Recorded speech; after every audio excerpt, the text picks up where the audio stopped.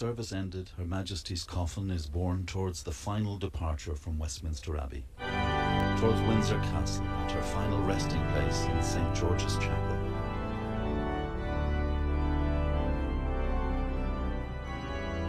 This moment recalls the words of a writer commemorated at Poets' Corner here in the Abbey, the former Poet Laureate, Sir William Wordsworth. Yet shall some tribute of regret be paid, when her long life hath reached its final day. Men are we, and must grieve, when even the shade of that which once was great is passed away.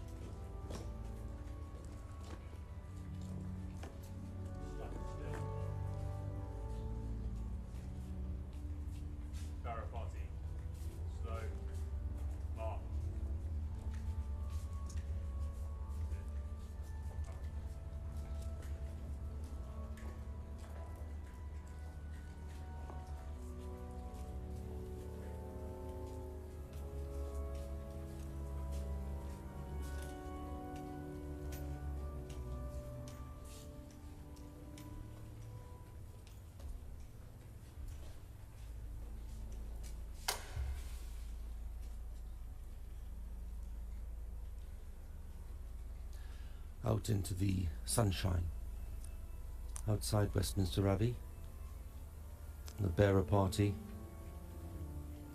doing its work, taking the Queen's coffin over to the state gun carriage of the Royal Navy, ready for that procession through central London. That magnificent wreath, which bears a simply worded card from the King saying, "In loving and devoted memory, Charles R." The imperial state crown, the orb and sceptre, the emblems of majesty and earthly power, glinting and gleaming in the sunlight. The end of this state funeral service, the first to be held at the Abbey since 1760. So truly a day of history and a funeral service for the longest reigning monarch in British history.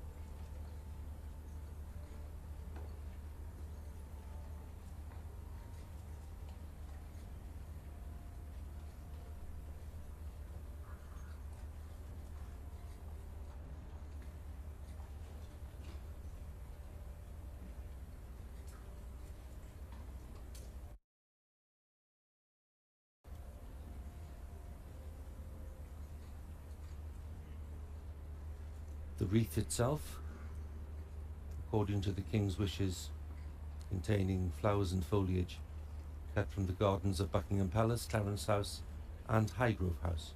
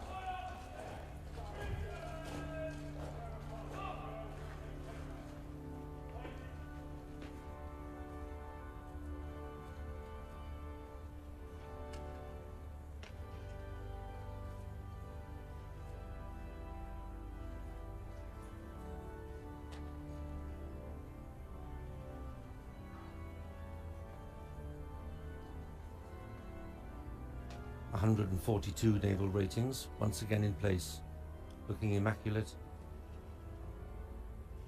ready to draw this century-old gun carriage through the streets of central London.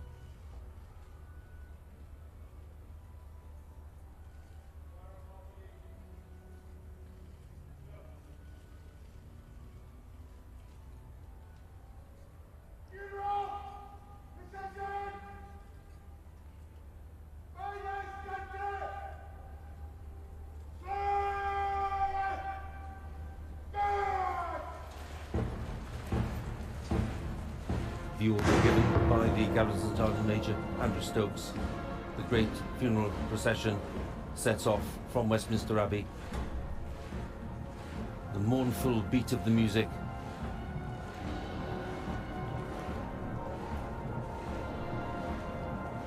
and the Queen's final progress through the heart of London, the city of her birth, gets underway.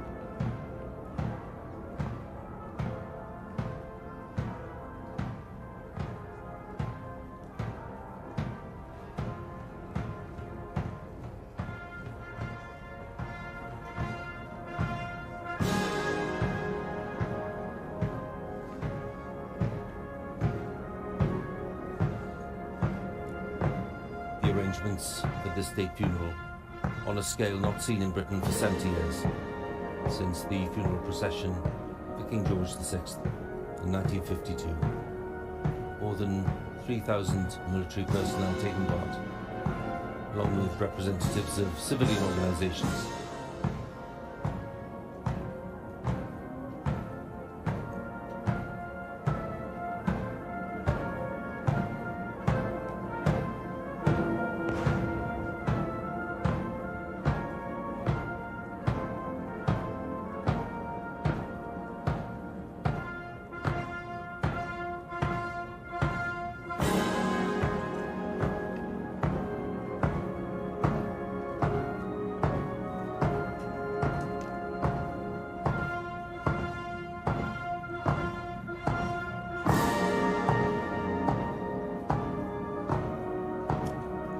The head of the procession, which is along the Mall, we have representatives of Commonwealth countries and the armed forces, led by the Mounties, the Canadian Mounted Police.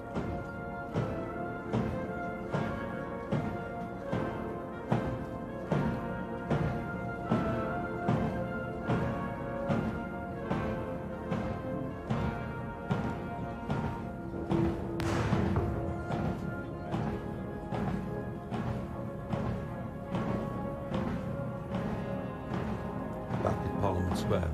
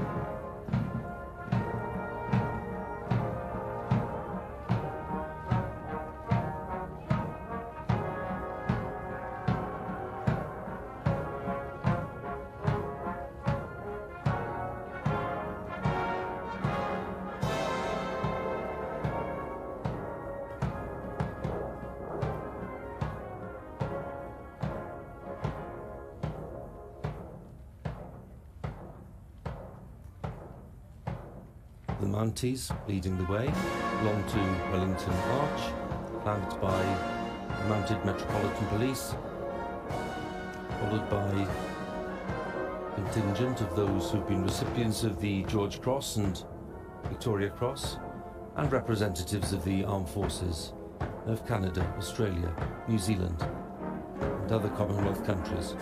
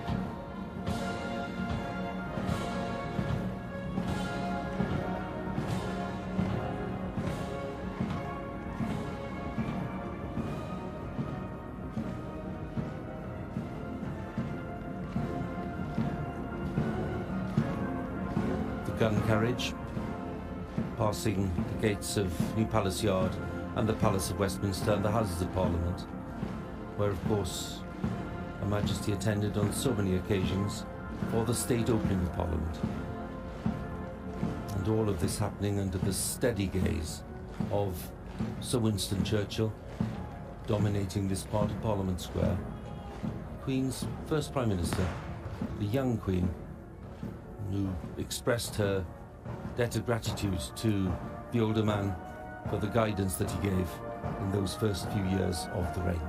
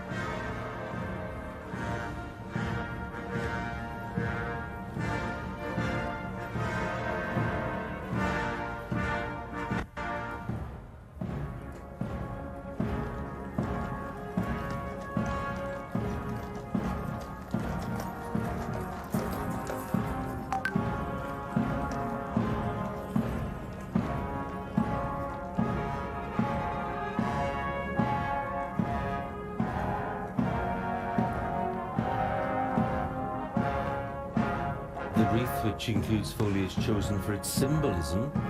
The kings had a very big hand in this. Rosemary for remembrance. Myrtle, the ancient symbol of a happy marriage.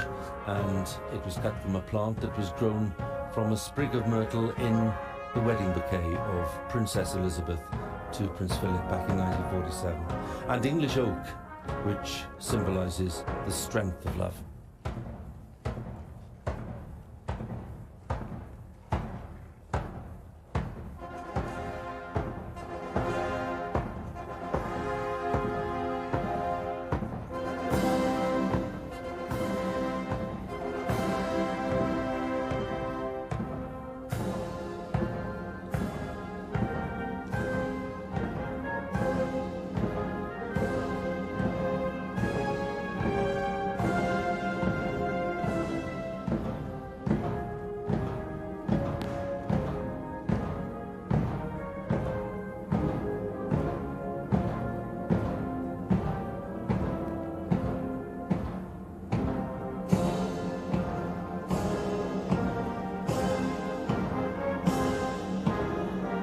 Along Whitehall, where the Queen once described her joy when she mingled with the crowds on VE Day in 1945, and where throughout her years as sovereign she led the nation in November on Remembrance Sunday, placing her wreath at the cenotaph and pausing to remember those lost in conflicts in the service of their country.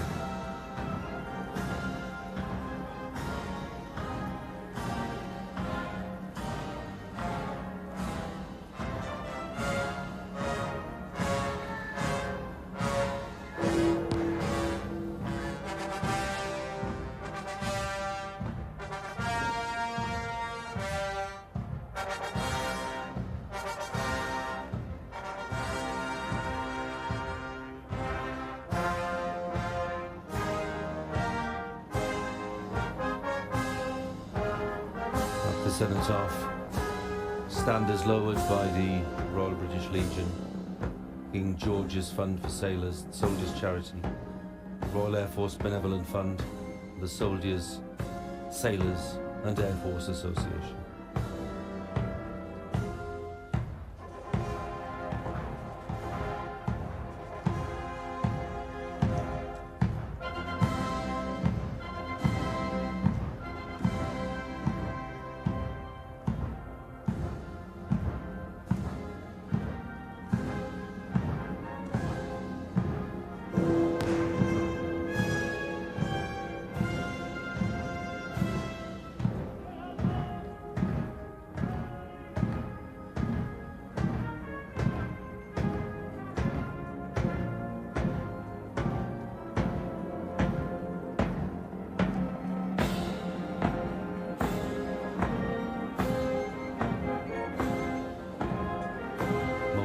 Solemnity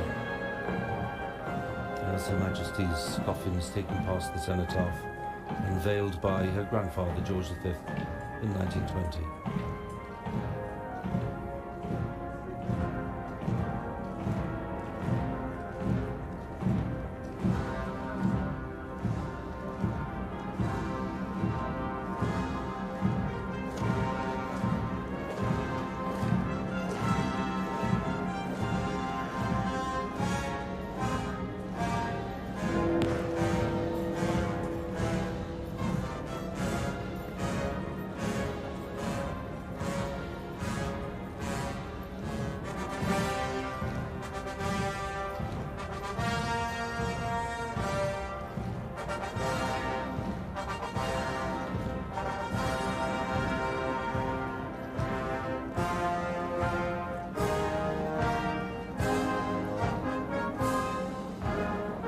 Some sense of the building scale of this funeral procession. The head of the procession now away down the Mall towards Buckingham Palace. The procession itself is 1.25 miles long.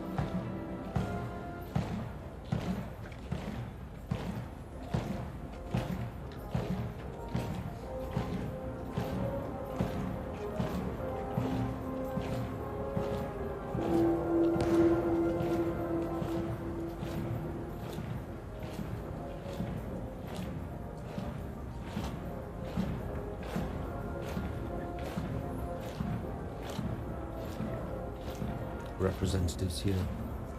The Royal Air Force, the Royal Navy, and the Army. Hundreds of representatives with arms reversed as a sign of mourning.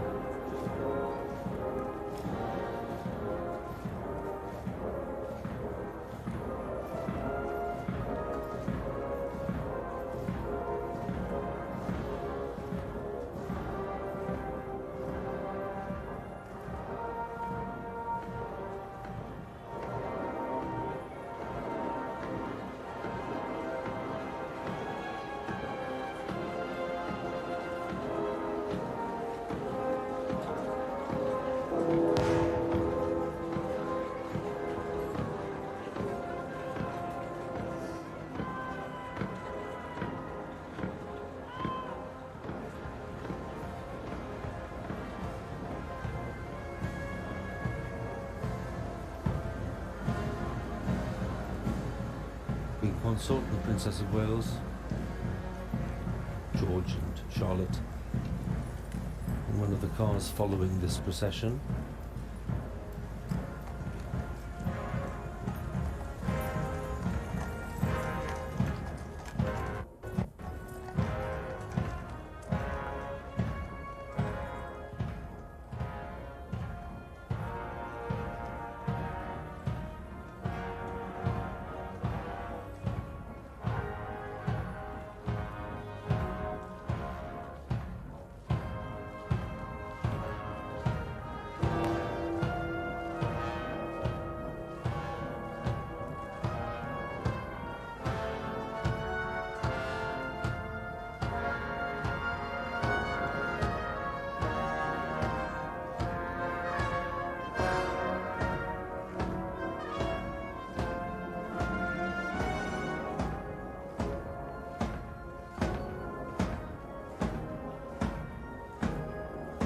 What a majestic sight. The sun has come out, making the colours so vibrant. On the Mall, looking up to Admiralty Arch, the scene, of course, every year of the happy event of the birthday parade, the Queen's parade on the official birthday. Today it's an opportunity to escort Her Majesty one last time along the Mall and past her London home at Buckingham Palace.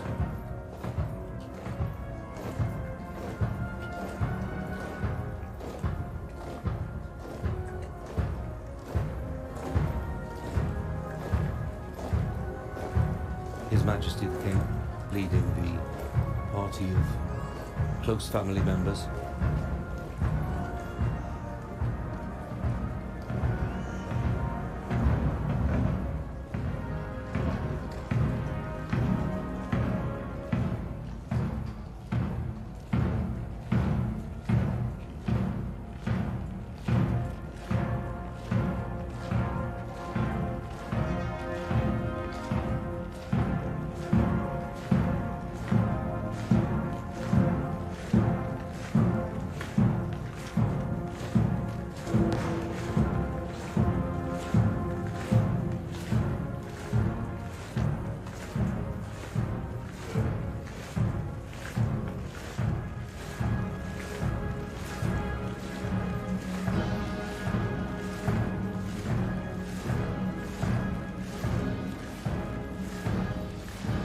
The naval ratings gently turning towards the entrance to Horse Guards and the narrow archway which will lead onto the parade ground. A Royal Company of Archers, one of the groups of Royal Bodyguards.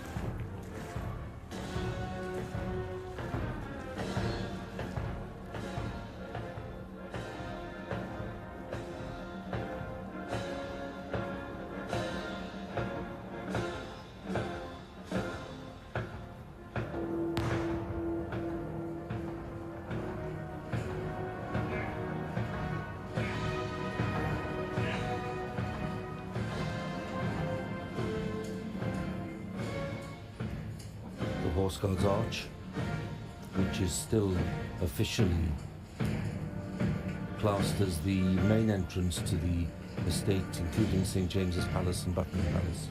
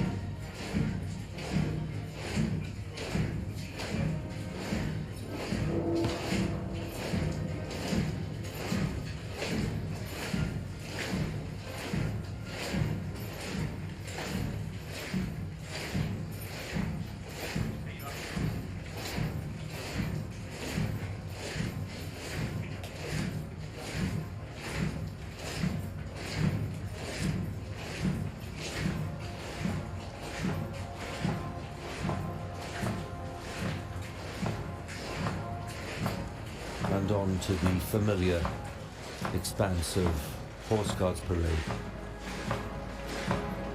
where for decades Her Majesty has attended the birthday parade in early June to mark her official birthday. For many, many years, of course, she would come on horseback. In later times, in a carriage, but devoted to the event itself, and thoroughly enjoyed the music, with an expert eye for detail. And she knew the parade, trooping the colour, better than anyone.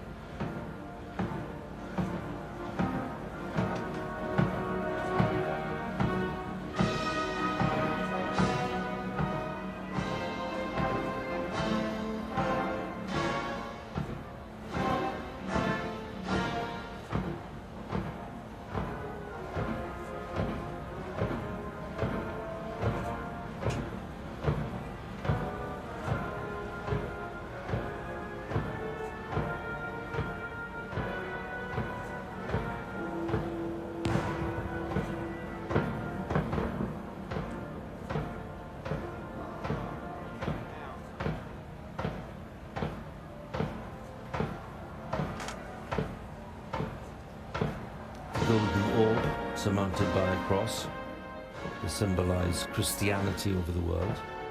The sceptre, the monarch's symbol of fairness and justice.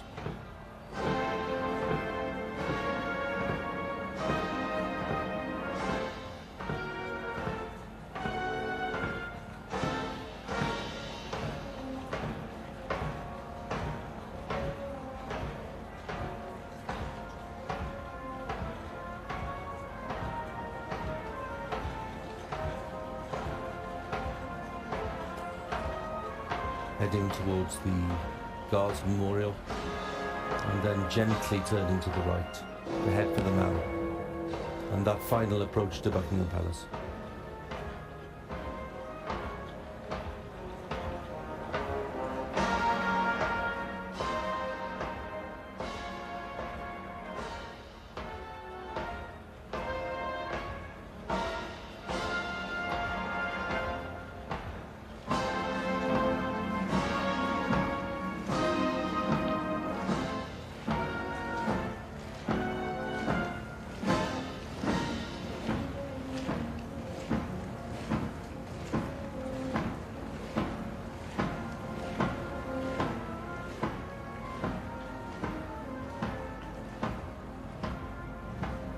Circling around the great Queen Victoria Memorial. The Royal Air Force there played such an important part, of course, in the events of the 8th of September and later, bringing the Queen back to London from Scotland. The Queen's body was accompanied by the Princess Royal. The Royal Air Force flew flew Her Majesty back to RAF Northolt.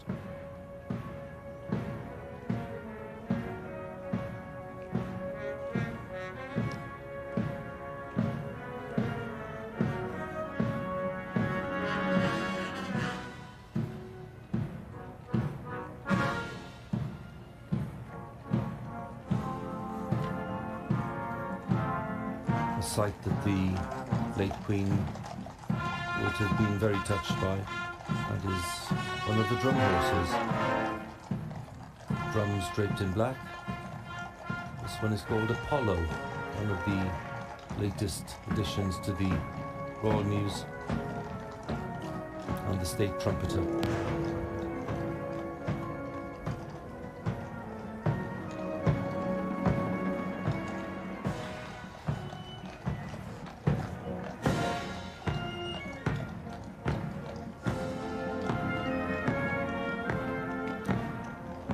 Major General commanding the Household Division, Major General Christopher Geeker, who's in charge of all the troops on parade today, thousands of them.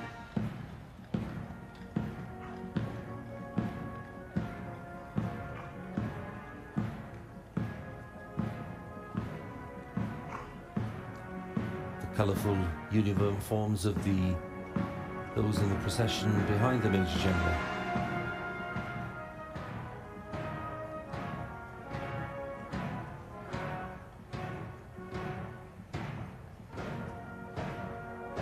Sovereign's escort, Household Cavalry, the Blues and Royals.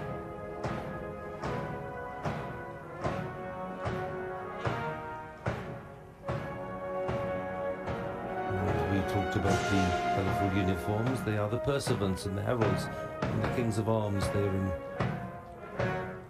authority when it comes to heraldic matters. Saw them present at the Accession Council and at the State Opening of Parliament and other important events to do with the state and the Crown.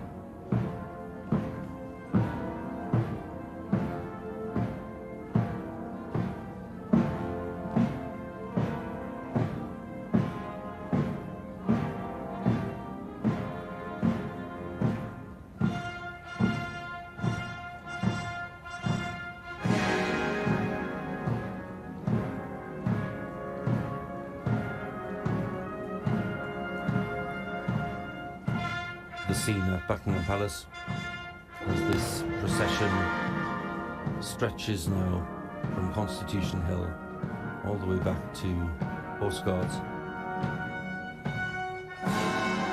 Representatives of the Army and the Royal Air Force and the Navy, the band of the Irish Guards and the Welsh Guards, this section of the parade.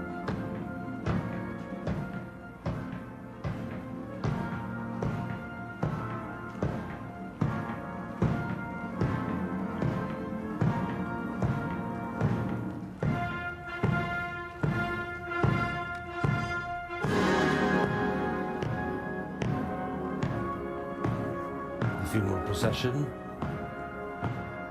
makes its way onto the Mall.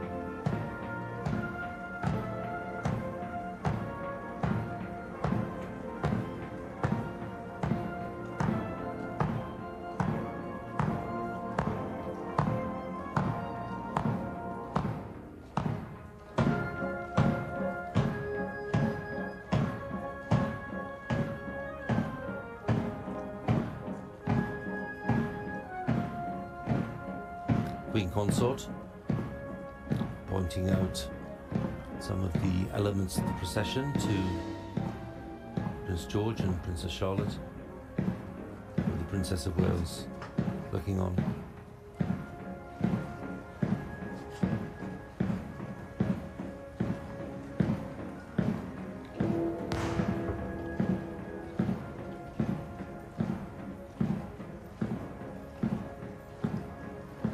And there we have the Duchess of Sussex and the Countess of Wessex.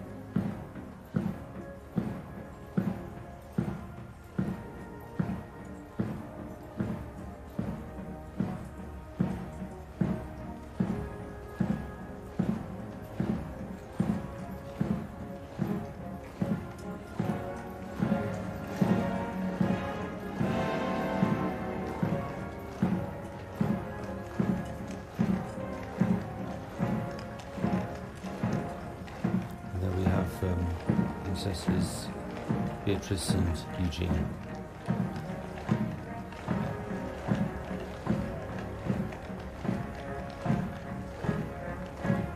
Just at the back of this section, behind the King, we caught a glimpse there we are, of Duke of Sussex, the Princess Royal, and her husband, Vice Admiral Timothy Lawrence, Duke of York, Gloucester, Peter Phillips.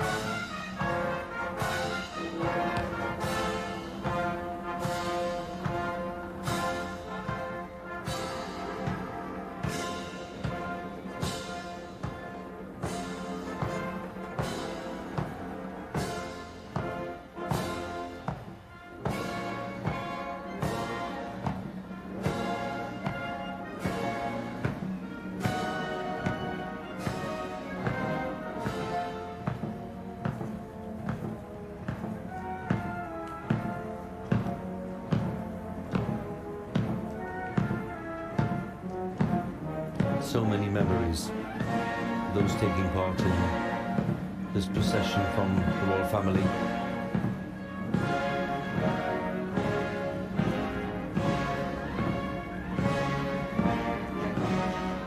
And there we are,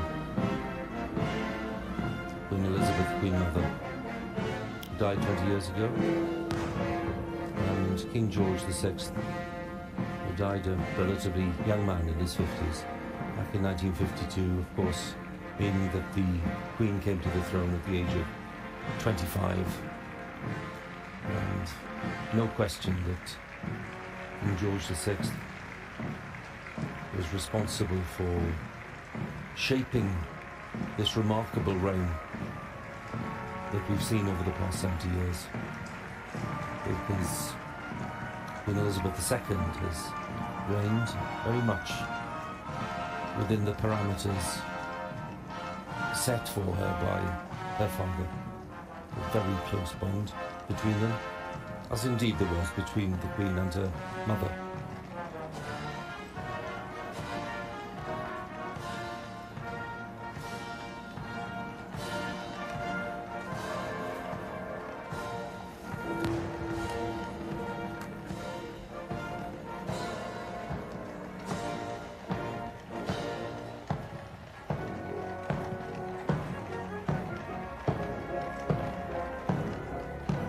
Great, rich mix of military heritage before our eyes.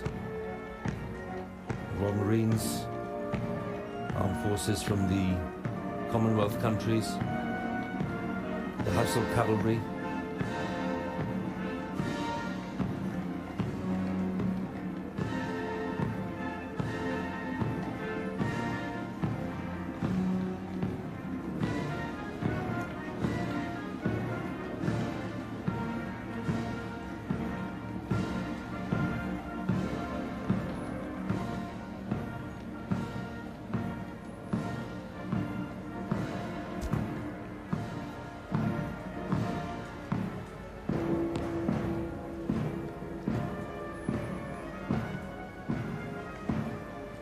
And among this part of the procession too, the heads of the armed forces.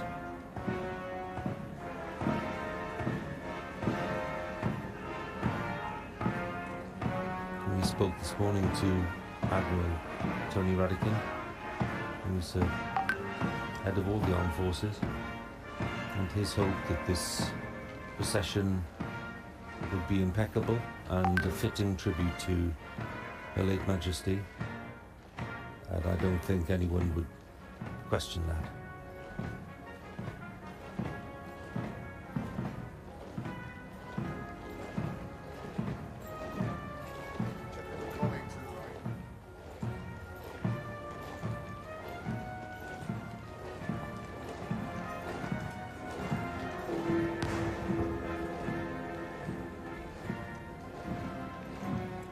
Blues and Royals,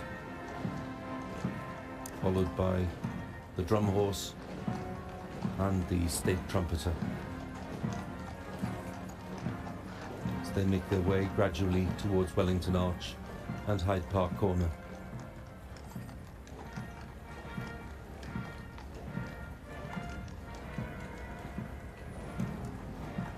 And there we have the Commonwealth Memorial Gates with the flames,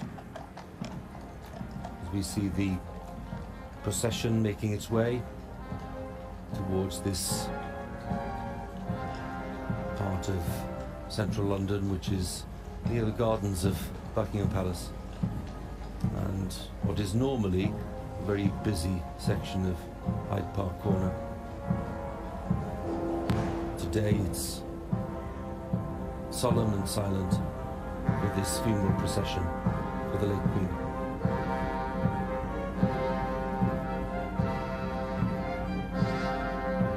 The Honourable Artillery Company approaching, part of the great representation of the British Army in this procession.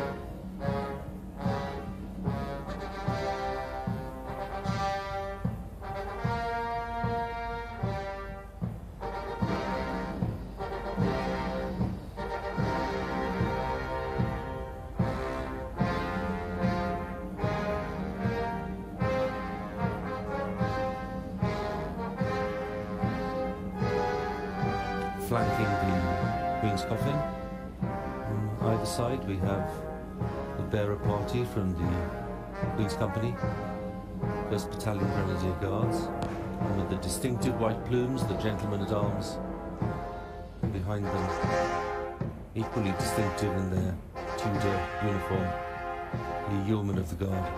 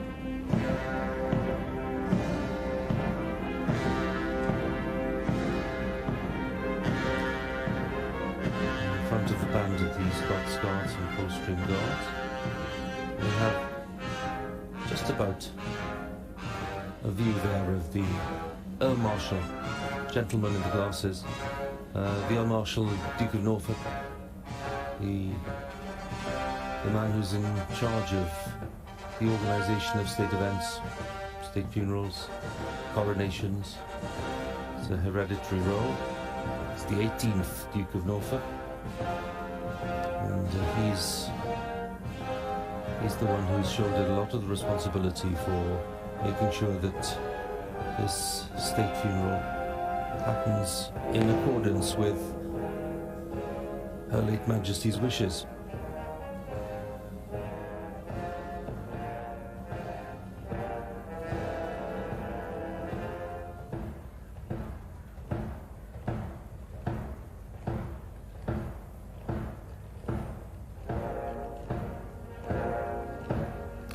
the centre, with the white plumes, we have the Major General commanding the Household Division, troops of the London District, Major General Christopher Geeker, who's in command of all the troops in procession today and elsewhere, lining the route and taking part not just in the procession itself.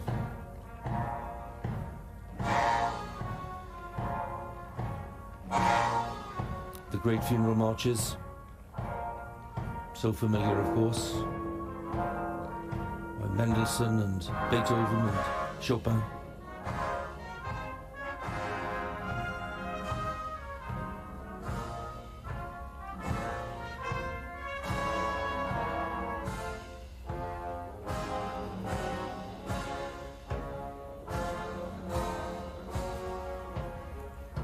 This state gun carriage, which has been in the Navy's care since 1901, was first reserved for the funeral of Queen Victoria more than a century ago, and has been used since then. It was the same state gun carriage used for the funeral of King George VI 70 years ago.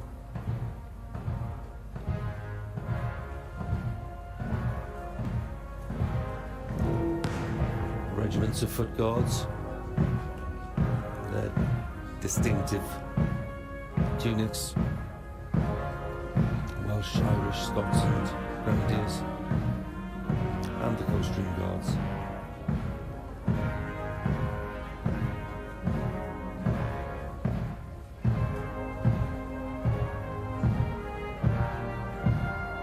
The Royal Lancers and the Royal Engineers, also in the procession.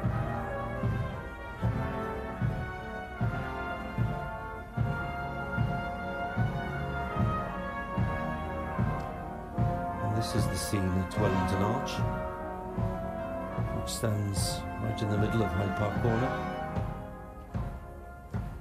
The ancient home of the Duke of Wellington nearby,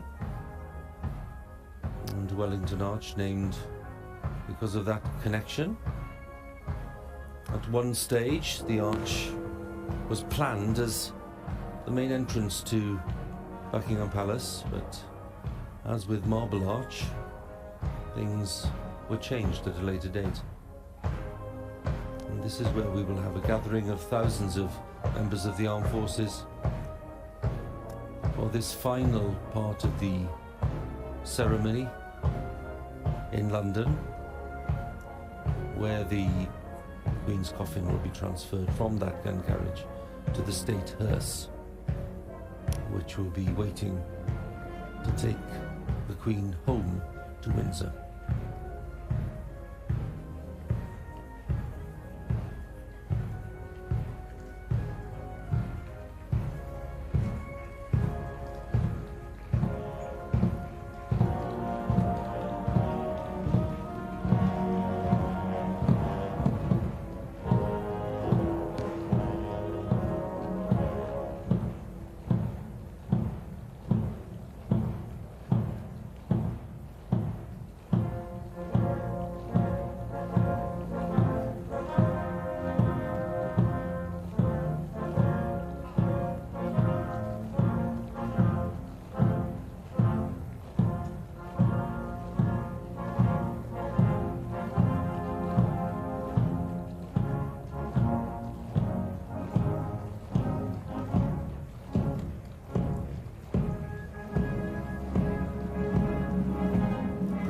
Standing tall, just behind his father the King,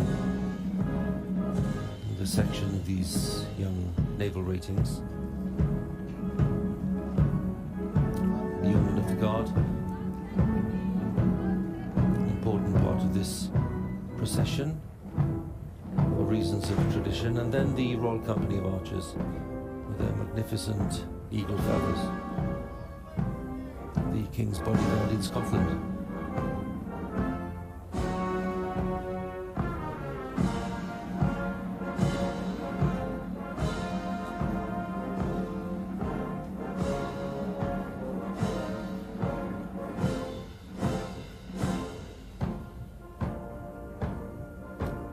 poignant moment in this procession as Her Majesty Queen Elizabeth II approaches Buckingham Palace for the last time.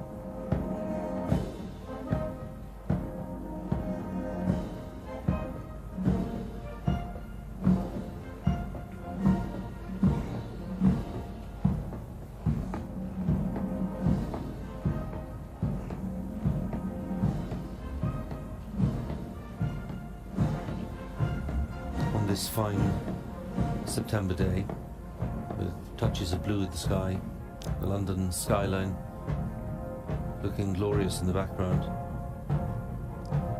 And here we have what is, for the late Queen, a last glimpse of that famous balcony where she appeared on so many occasions, where she stood with her father and mother, the King and Queen, at the end of the Second World War, cheered on by the vast crowds who were in the area we can see today.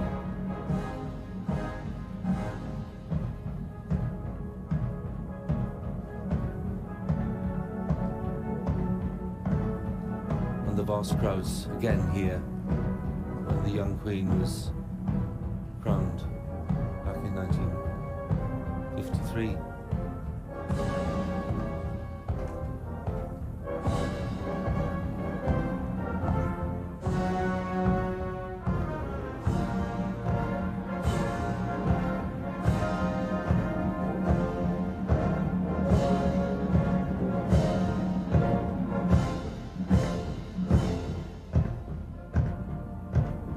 Just ahead of the naval ratings were drawing the carriage. Very poignant moment for them because members of the Queen's household, including her private secretary, part of this procession, now passing Buckingham Palace, their place of work, of course, along with Windsor and other royal residences, but Buckingham Palace was always the office, and here we have the staff of the palace.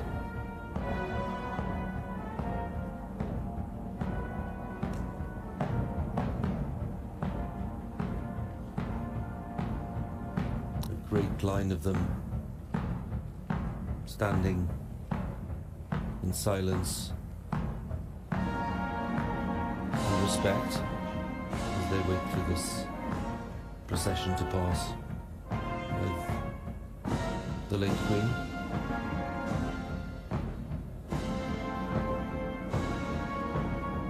And we think here of the 4 memorable jubilees during the reign. We look at that balcony and all the delight and joy and celebration of those times.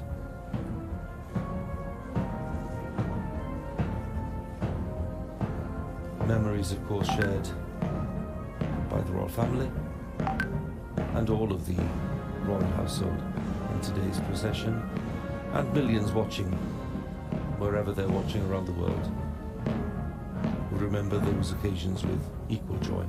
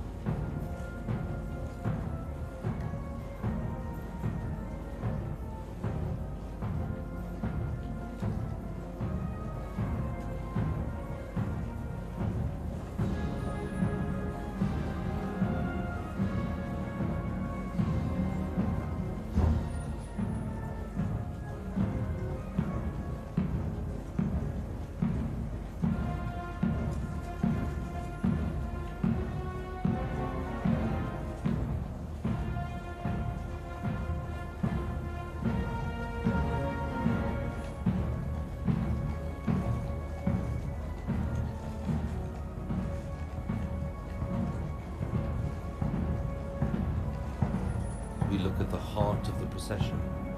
We mentioned the Royal Bodyguards and the bearer party. Also there are the service equerries who have been part of the Queen's service.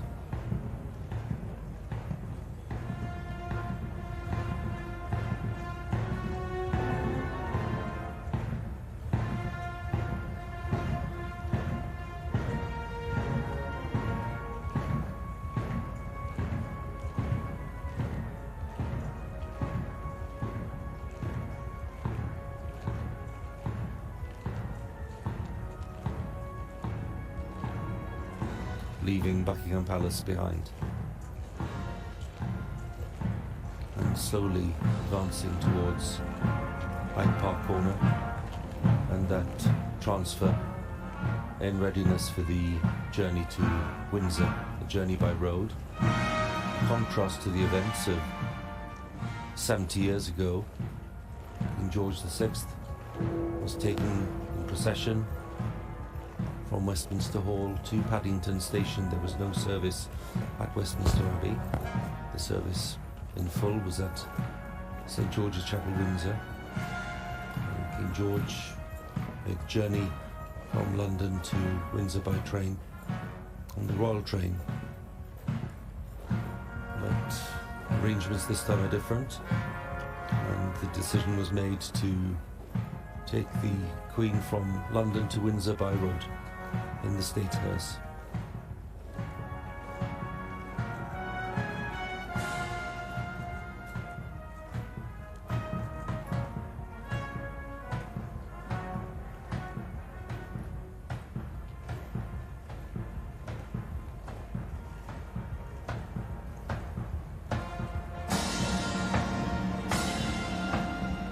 Procession passing just on the left there, the great gardens of Buckingham Palace, where so many of those garden parties took place over the years, thousands of them, with so many people being delighted to be asked just once, in most cases, to enjoy the gardens, and indeed, if they were fortunate, to have a few words with Her Majesty during the garden party itself.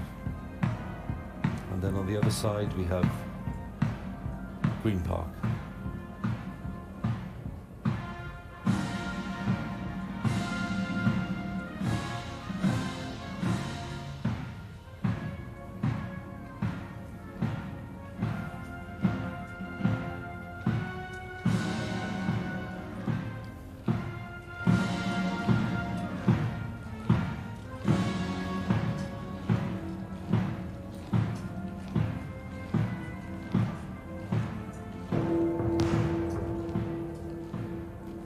Members of Her Majesty's household taking their part proudly in the procession.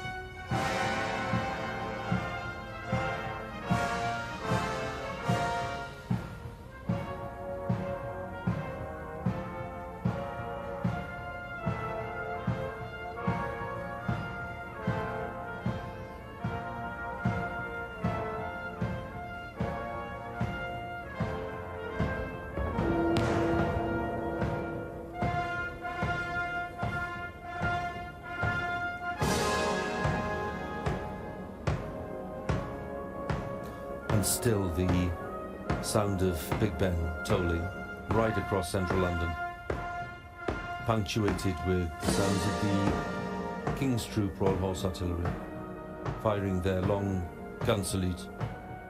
And they've been based principally at Hyde Park for this firing today during this procession.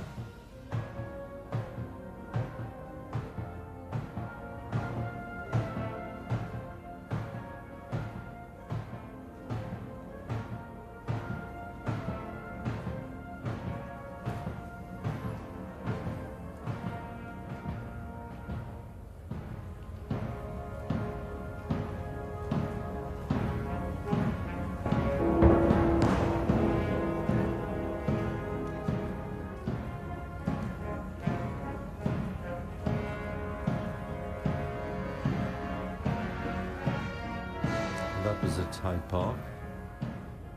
There are 2 guns also being fired at Hyde Park Corner, dismounted guns, as part of this last formal section of this procession today in London, before a separate procession takes place at Windsor later on.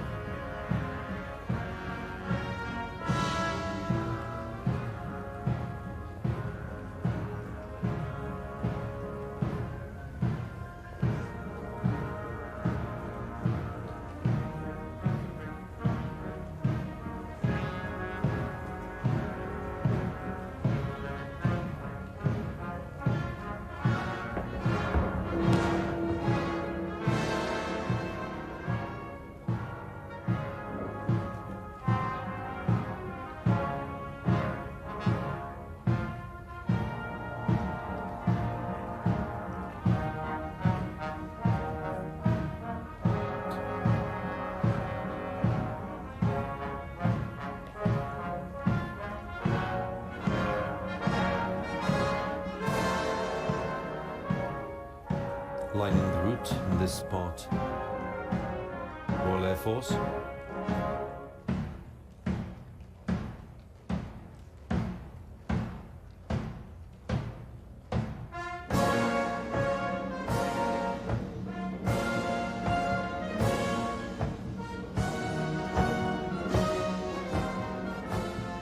Vice Chamberlain and the Treasurer of the Royal Household, part of this group representing those who served Her Majesty.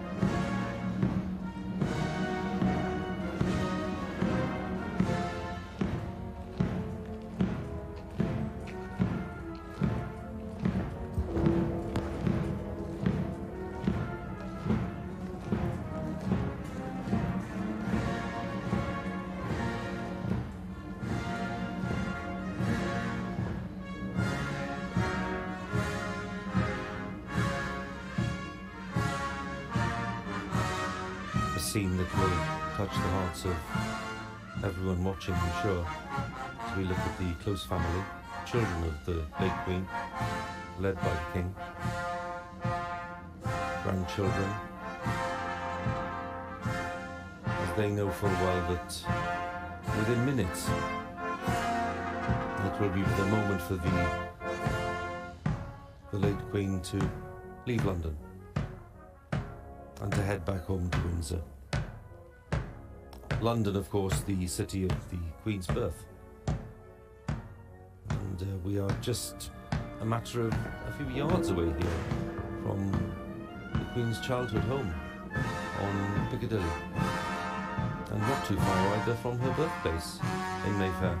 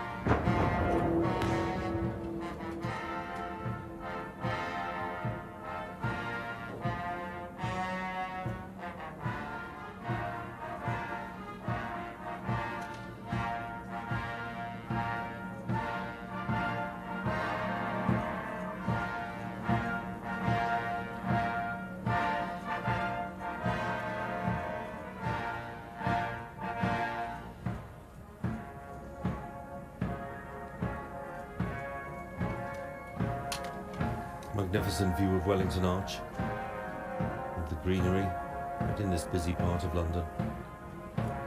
And all the armed forces formed up for this final ceremony. Carriage will be taken under the arch, and from there the transfer to the state hearse will take place.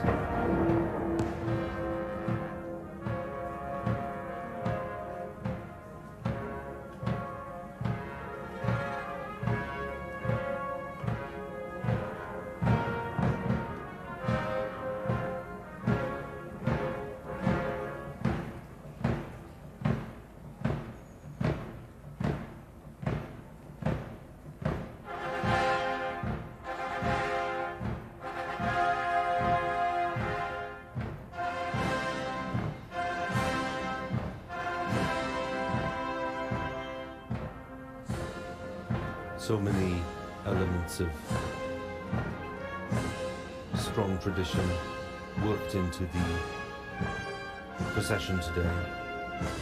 The piping party from the Royal Navy will pipe the still when the transfer is about to happen from the gun carriage to the hearse. A piping party that we heard at the Duke of Edinburgh's funeral last year. A very strong echo of the Duke of Edinburgh's life at sea. And of course, from the Queen's point of view, a tribute to her late father, King George VI, and his experience during the First World War at the Battle of Jutland. A very challenging experience at sea. And of course the Duke of Edinburgh himself with his wartime service in the Second World War.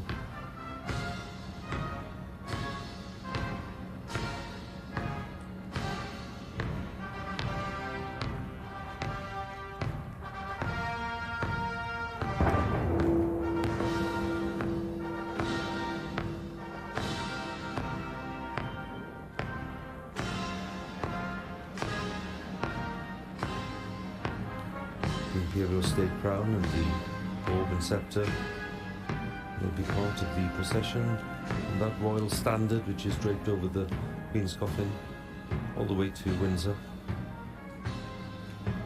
until that final committal takes place in St. George's Chapel.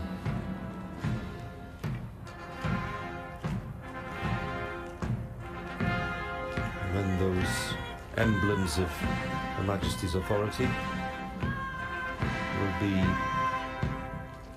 set on the altar at St. George's Chapel before the committal takes place.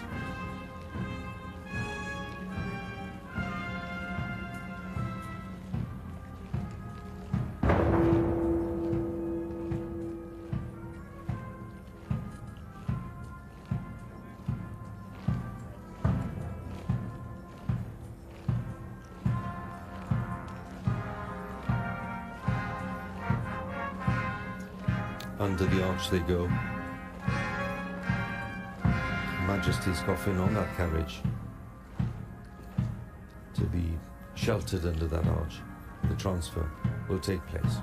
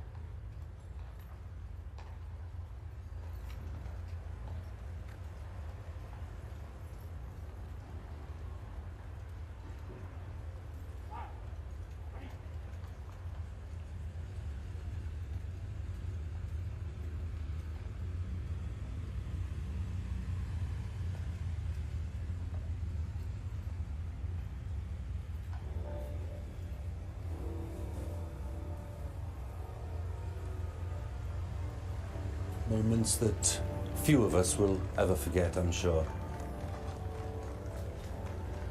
National anthem played as Her late Majesty was taken from Wellington Arch and is now on the way to Windsor after a very moving service at the Abbey and some clearly expressed messages, including those of the Archbishop of Canterbury, about the Queen's life of service and dedication and sense of duty. And then the magnificent, solemn, moving procession all the way from the Abbey to Wellington Arch. And there are crowds on the streets here approaching Knightsbridge, lots of them offering floral tributes, others just maintaining a dignified silence. Come to see their Queen for the last time as she leaves London.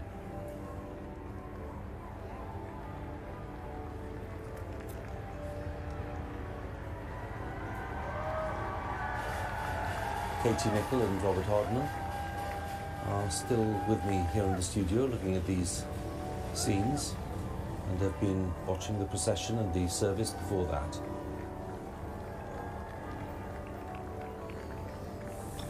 Katie, as we see the Queen's final departure from the capital, I suspect that these are the images that will stay with people for many years to come.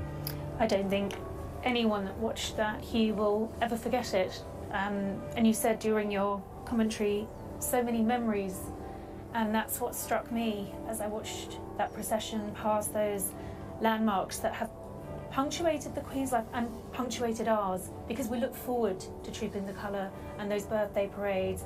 You know, I look at my life and it's been marked by the silver, the diamond, the gold, and all these wonderful jubilees, and I can't help but think back to the Platinum Jubilee celebrations and the last time that the Queen stepped out on that balcony. And I think if anyone's wondering, what must she make of all of this?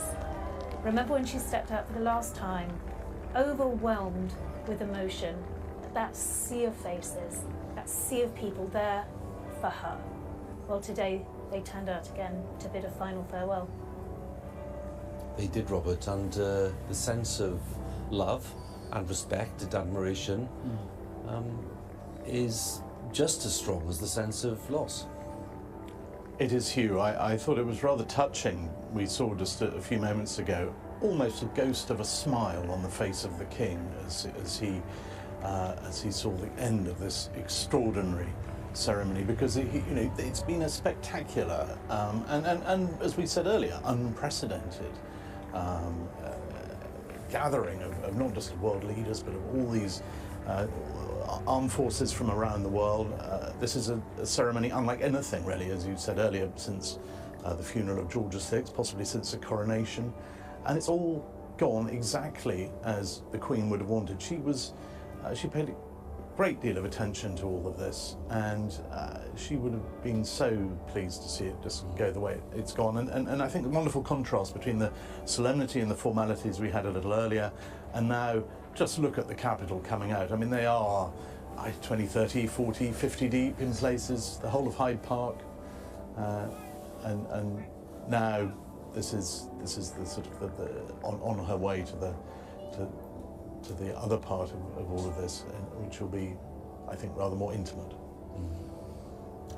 Last night it was a glorious rainbow over London when we were preparing for today, and today it's a sunny day in September, and crowds really have come out in their many thousands, and the sunshine has added to the sense of colour and vibrancy. It's been solid but not gloomy. This is the issue, because, as so many people have said, a life of 96 years is something to be celebrated. Of course, the Queen will be missed, but people understand that there's a lot here that needs to be said about everything that was achieved over that long lifetime. And that's really why I think that people have wanted to come out. It's a mark of thanks as well, not just of admiration. It's saying thank you as well as farewell. It is, Hugh, and I suspect had it been pouring with rain, everyone that's standing out there today would still have done it in all weather. It would be very British. It would be terribly British, but I think the fact that as the coffin left the Abbey and the clouds parted and the sun came down, it was a wonderful moment to see that spectacle bathed in sunshine. And those rainbows that you point out, I think, struck so many people. That the double rainbow over Buckingham Palace, the rainbow over Windsor Castle. I think we'll all be looking out for a rainbow later on today. Indeed we will. And as you were saying, Robert, we're in a position where we are reflecting what's gone on today, but of course we're also looking ahead to the final part of this state funeral. And these people are clearly out to say goodbye and thank you for all you've done. They are, and here we see Her late Majesty coming past the memorial to Prince Albert, that extraordinary memorial, 150 years old this year, the Albert Memorial, which Queen Victoria spent so much love on. I mean, it makes you think, what on earth are we going to put up to commemorate this extraordinary monarch who is leaving the capital for the last time? But you know, everything about today, there was a sort of timelessness to it. I thought that you saw the troops massing in front of Wellington's old house at Hyde Park Corner. It sort of could have been the 19th century. I mean, and yet we have all these sort of modern aspects to it. It's been a brilliant blend of ancient and modern today, and there is 21st century Britain saluting really one of the greats. It's a wonderful parallel, isn't it, to be passing the Royal Albert Hall, because of course all those years that the Queen was determined to attend the Festival of Remembrance on Remembrance Weekend, the eve of the Remembrance service at the Cenotaph.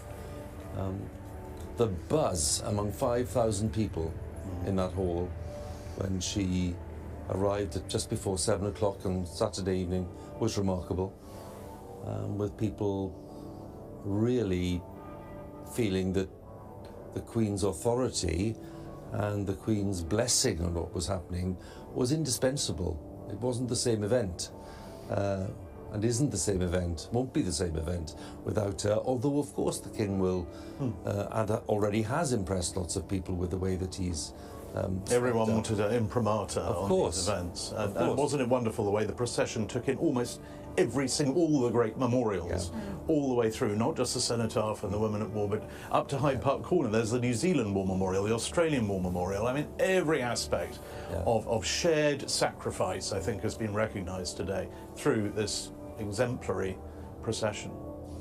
I was really struck as well, Katie, by the way in which the procession, the initial procession, which arrived at the Abbey in silence, a sense of expectation but deep respect. The service itself really did underline lots of the themes that Her Majesty wanted to have underlined. She was, of course, a woman of strong faith. She was. It had informed lots of the decisions that she'd made in her life and the way that she'd lived her life. I think you're absolutely right, and we saw the faith reflected in that service with some of her favourite hymns. Yes. And readings that date back to the coronation. Everything had been so carefully considered and thought out and punctuated with the most important things in her life: her faith, the armed forces, her family, her people. It's all there. And I think also that sense that yes, we have lost something very, very special to all of us. This is a testimony to that. But in all of this, as Robert says, the tradition and the history and the landmarks and everything that's wrapped into this is the promise of the new. It's the continuity. We've seen that in the past 11 days, extraordinary days, and how the new king has been welcomed.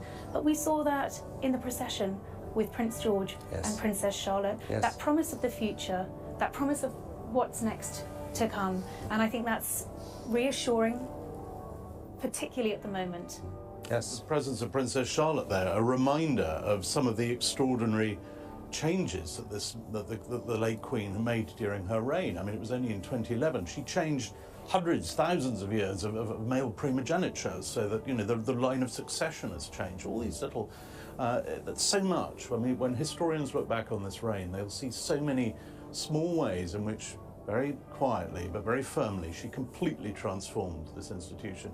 And I also love the way today that the procession, it wasn't just about recognising her. I mean, obviously, clearly it was, but in her way, when she organised it, she wanted to recognise others. I thought the way in which she placed the Victoria Cross and the George Cross holders right at the front of that procession, for example, that was so her. You know, the George Cross, the great decoration invented by her father at the height of the war. You know, all these little things. There's a lot of nods, I think, to her parents in that. And to the Commonwealth, Oh, yeah. the Mounties. I mean, Mounties, it was yeah. all there, down to the NHS workers and everyone that helped us through the pandemic. Most recent recipients of the George Cross, of course, the NHS.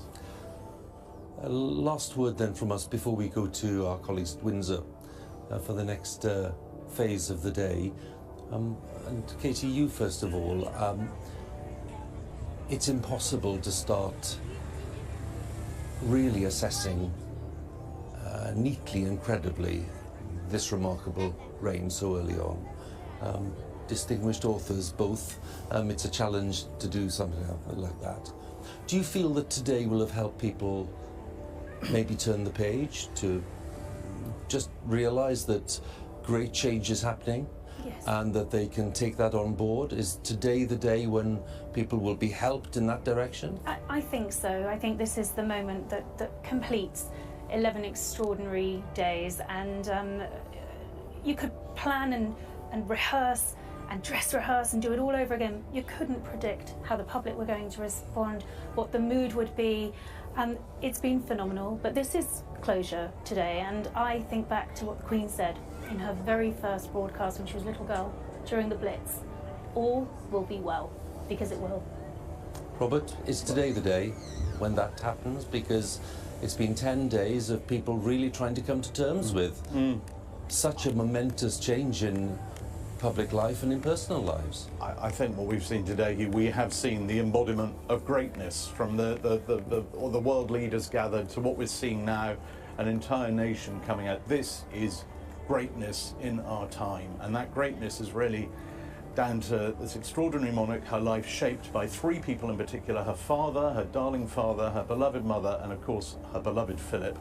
And I just think it is so powerful that here she is, she's on her way, and after all this grandeur and greatness, tonight she'll be reunited with them for eternity. Well, we are looking at the progress of the procession of the State Hearse to Windsor, to the royal town of Windsor, where the final committal will take place a little later this afternoon, and our coverage continues. We will be following the journey, Queen's last journey out of London, to her home at Windsor Castle, and then we'll be following the new procession that will take place at Windsor, and of course the service at St George's Chapel. And as we look at the vehicles making their way, and the State Hearse in particular, you can see the bright colours of the Royal Standard and the crown and the orb and sceptre, telling everyone along the way that this is Her Majesty Queen Elizabeth II, a Christian of conviction who more than anyone understood the message of the preacher, which is that there is a time and season to all things, a time to be born and a time to die. Queen understood that as part of the natural rhythm of life and the natural transition of the great constitution that she's upheld over many, many years. She's returning home to Windsor. Let's join Kirsty Young. Yes, and so the grand and exquisite ceremonial tableau of that magnificent state occasion gently recedes into the background as the Queen's coffin makes its way now through London and out towards Windsor. Welcome to the splendour of Windsor Castle, the near 1,000-year-old home of royalty and the backdrop to many great battles and grand banquets. But today, sees maybe its most momentous event, the burial of our longest reigning monarch, Queen Elizabeth II. The Queen will this afternoon finally be laid to rest in St George's Chapel alongside her beloved parents, sister and husband.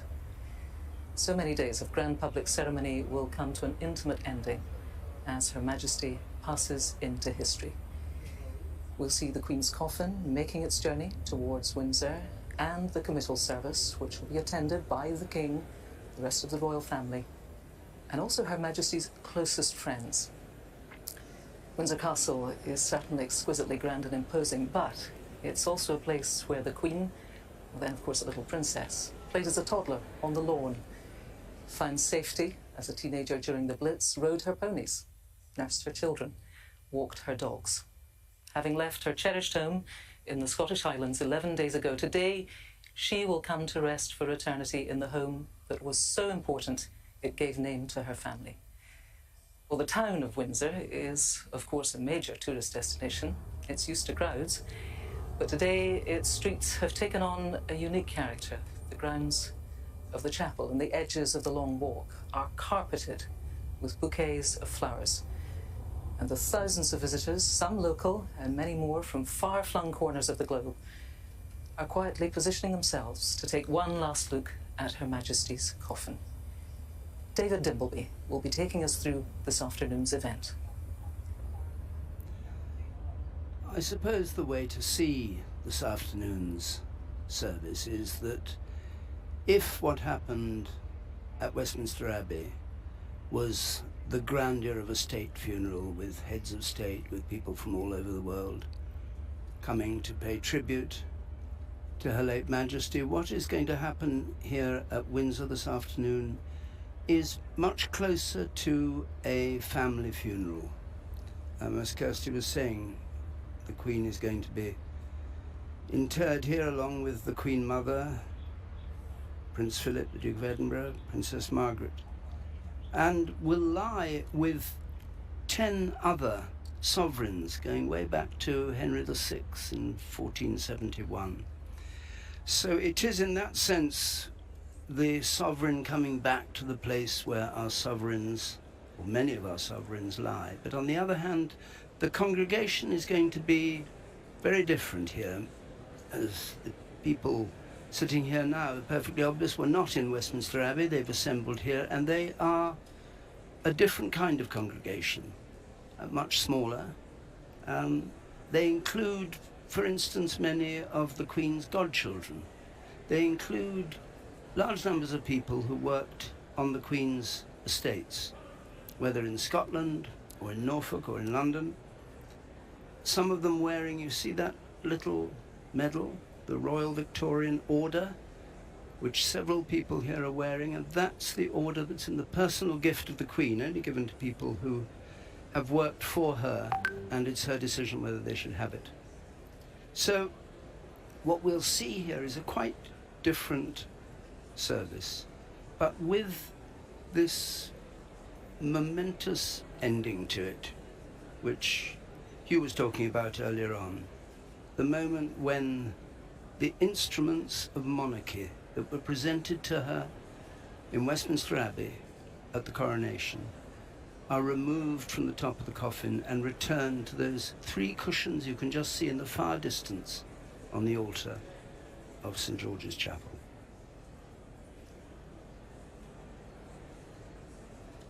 The banners, of course, here are of the Royal Order of the Garter, hanging splendidly all the way down. The Garter Knights, who each have to provide the banner, there are 24 of them in all, and members of the royal family as well. So this chapel not only serves the purpose of being the Chapel of Windsor, but also of the Order of the Garter, founded in 1348 by Edward III. So history here, just as in Westminster Abbey, history here is present for this momentous afternoon.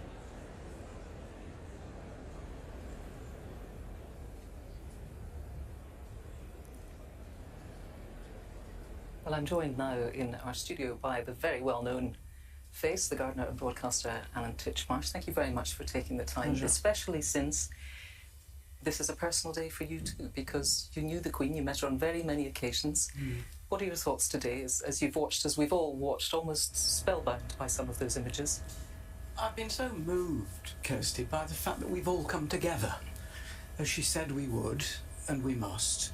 And there's been this enormous sense of togetherness created for us by our late Majesty, the Queen. And the fact that the streets were so lined, that the Westminster Abbey was full of the great and the good, but we were there too, in spirit and in many thousands in person. And she has pulled us all together over the years, and I've felt also an enormous sense of continuity. We all thought, oh my goodness me, what will happen when the Queen goes? The Queen has gone, and yet we're still here.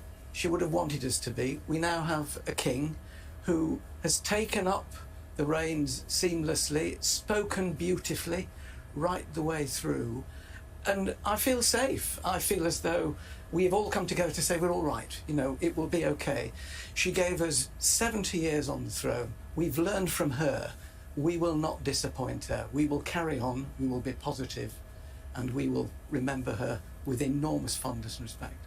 I was wondering what you were making of, to me, although of course a state occasion, and indeed there will never be a grander one than that, but I was looking at the wreath on the coffin, so full of colour. I saw rosemaries, hydrangeas, there were dahlias, oak leaves. It seemed to me, it was a very, very personal touch, and I just wondered, you, with your gardener's eye, what you made of that. Our history was in that wreath. There were oak leaves there. There are oak trees in Windsor Great Park that were growing here and were mature when William the Conqueror invaded in 1066. Some of them are still there, still alive. And it's Hearts of Oak, isn't it, that famous military song? The oak leaves, rosemary, as you say, for remembrance, English roses. And the Prince of Wales, as you know, as I know, is a great gardener. And it was his wreath there, his message on there to his mother, who was also a keener gardener than most people would realise. I didn't know that. I didn't know she loved small flowers. Lily of the Valley was her favourite flower. She loved primroses, the sort of humble flowers in a way, rather like Queen Alexandra, who was Edward VII's queen. She liked what she called her poor little flowers, really small little flowers. And it was a great reminder that one of the lasting great legacies from the Queen was the Queen's green canopy. Yes. That carries on. It is of small consolation to me that the first words my sovereign ever spoke to me in 1985 at the Chelsea Flower Show, when I needed a cottage garden, she said to me, first time she'd ever spoken, ever met her, she said, your onions are very small. And she must have seen I was crestful.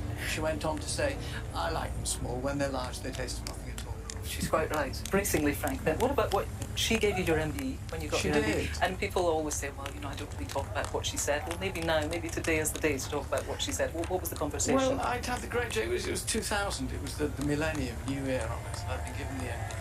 In that January, when I knew I'd got it, I was asked to go to Sandringham to talk to the Sandringham WI. Only about 25 members, and the Queen in the front row. And I remember standing up to address this AGM.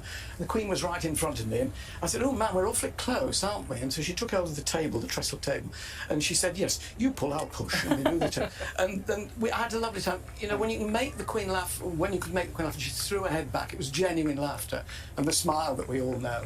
And then when I came to my investiture in June, I thought, well, I wonder if she'll say anything about it. And I went up to my bow, and she said, are you busy? And I thought, I was a bit disappointed, you know, it was a bit general, but I thought, no, she sees a lot of people, she can't remember everything. And I told her what I was doing, television and writing. And at the end, the hand came out, and she shook my hand, she said, well, she said, you give a lot of ladies a lot of pleasure. She never did. Well, I didn't really realise until somebody came to me and said, what did she say? And I said, she said, what? And so I was going home in the car with my wife, and I said, you know, I couldn't make up my mind whether to be buried or cremated. I'd quite like to be buried because I'd like a headstone. And Ollie said, like Alan Titchmarsh, MBE, 1949 to whatever. He gave a lot of ladies a lot of pleasure, Elizabeth R. Well, she wasn't wrong, was she, Alan? No. Extraordinarily, you saw, as he was then, Prince Charles, the night before he was about to become king. A normal night, a special night? It must have presumably been a special night. Prince Charles was there. It was at Dumfries House, up in Ayrshire, and I've been an ambassador for the Princess Trust and the Princess Countryside Fund for a long time. I've also been, since its formation, an ambassador for the Prince's Foundation, which does a huge amount of work, and particularly up in that part of Scotland and around Dumfries House. 12,000 people a year who have all kinds of skills. And I was up there to have a look round, and I saw the Prince in the morning and ran across the landing and said hello, and we had a quick chat, and he said, you know, perhaps you could do do the estate walk with me tomorrow, which, as it turned out, I couldn't do, but it's another story, isn't it? We had a dinner in the evening, and it was about 50 people there, so it was quite intimate. And after dinner, we had coffee, and we listened to music. There was a sort of penny whistle and a guitar. And the Prince gave the penny whistle player a bottle of scotch and the guitarist a bottle of champagne. And we all chatted, and at about 11 o'clock, the Prince was working his way around the room to leave. And I happened to be standing by the door, and he shook my hand. He said, "Come for tea sometime." I said, "Lovely." I've known him for a long time. And off he went to bed, and off I went to bed, and I got an early flight in the morning. When I got home, I realised that I'd said goodnight to the King on his last night as Prince of Wales. He had no inkling that night before that anything was untoward. We're looking at pictures now of the Queen's coffin making its way, as I said, towards Windsor, and we can see there's hardly, well, there isn't a gap, really. People have come out from their homes, their places of work, if they happen to be working today on this bank holiday, and they are very much making their presence felt. And I think, well, we saw how deep the crowds were in central London. It's no surprise. It's no surprise at all, and it's wonderful that people want to be there, as all those hundreds of thousands who filed through Westminster Hall just wanted to be there, to pay their respects, to say thank you. It's a celebration of a life, as well as a mourning of a passing of a very, very important person to all of us. Alan Titchmarsh, thank you very much for sharing your wonderful memories and your thoughts on such an important day. Thank you. People are gathering on the long walk. Anita Rani is there for us.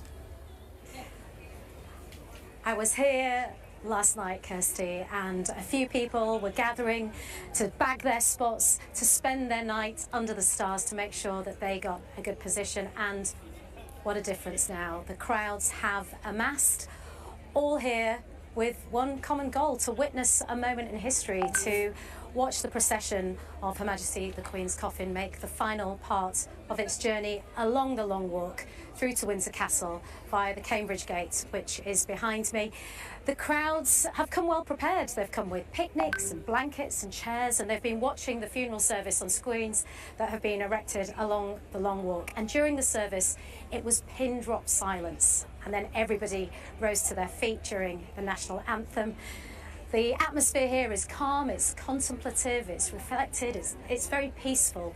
And the weather gods are smiling on us today. It was warm and overcast this morning, and now the sun has come out. And the people here are from all over the country, all walks of life, young and old, and locals from Windsor as well. Some of them who were lucky enough to meet the Queen, who was very much their neighbour, and I'll be hearing their stories a little bit later. With me now, watching events unfold today, is the very eminent historian, Sir David Cannadine. We're very happy to have you here. Why Windsor? Why does it end here for Queen Elizabeth II? It ends here because Windsor is the oldest residence, royal residence of the royal family, going back to Norman times.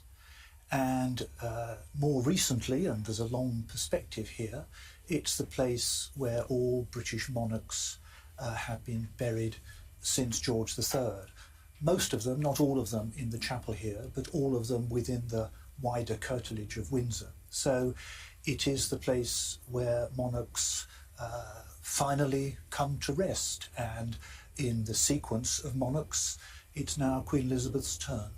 Can we draw any conclusions from the fact? I think people very often, when they visit Windsor, when they think of Windsor, they think of Queen Victoria. They see the wonderful statue that's in the centre of Windsor, and of course the mausoleum is here, this grand mausoleum that was built near Frogmore Cottage. Yes, near Frogmore. Our longest serving monarch of 70 years doesn't seem to be doing anything that is quite as much of a statement as that. She will be laid to rest in the very intimate privacy of the family crypt. That tells us something about, or does it tell us something about her? Well, Windsor Castle is a very multifunctional place. It's important to remember that. It began as a fortress, it's a royal home, it's where many members of the royal household work, it has a fabulous library and art collection, and it's a place of worship.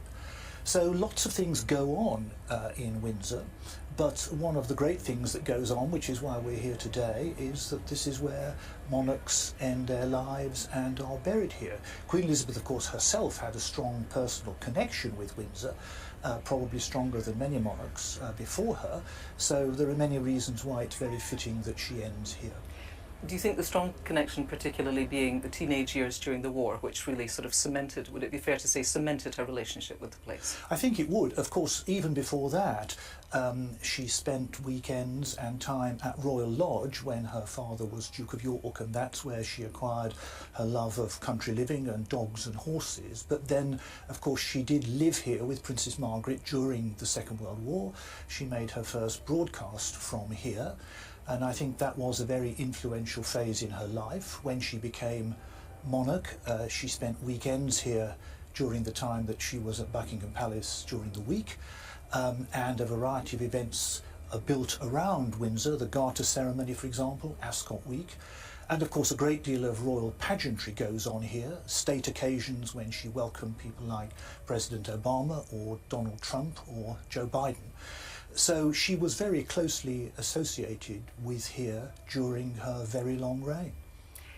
Can we think then about today as the moment when the Queen slips from being the person who was our monarch into history, as it were? You know, she is somebody who people will now be reading about. That's a very significant moment, of course, for her family and friends, but in a way it's a shared moment for all of us. Yes, I think that's right, and in a way it's a moment that will actually linger. It is true that she is passing from being our queen, and most of us never knew the time when there was any other monarch. She has now passed into history. We have a new sovereign, King Charles III. But of course it's true, firstly, that I think many people will remember this day all their lives, but secondly, it's going to take quite a while for my colleagues, historians and biographers, to reach some settled verdict on many aspects of her reign. We know already it was a remarkable reign. She was a great monarch and was much loved. All of that we know and is settled.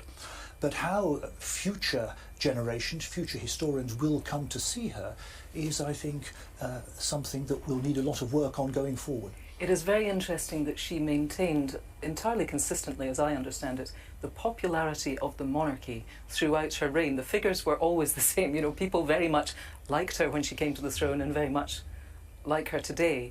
It's interesting that as times have changed, and in many ways she was a monarch managing decline of an empire, decline of Britain's status in the world in so many ways, and yet every overseas paper that I got my hands on this morning, on its very front page was the fact that today was the state funeral of Queen Elizabeth II.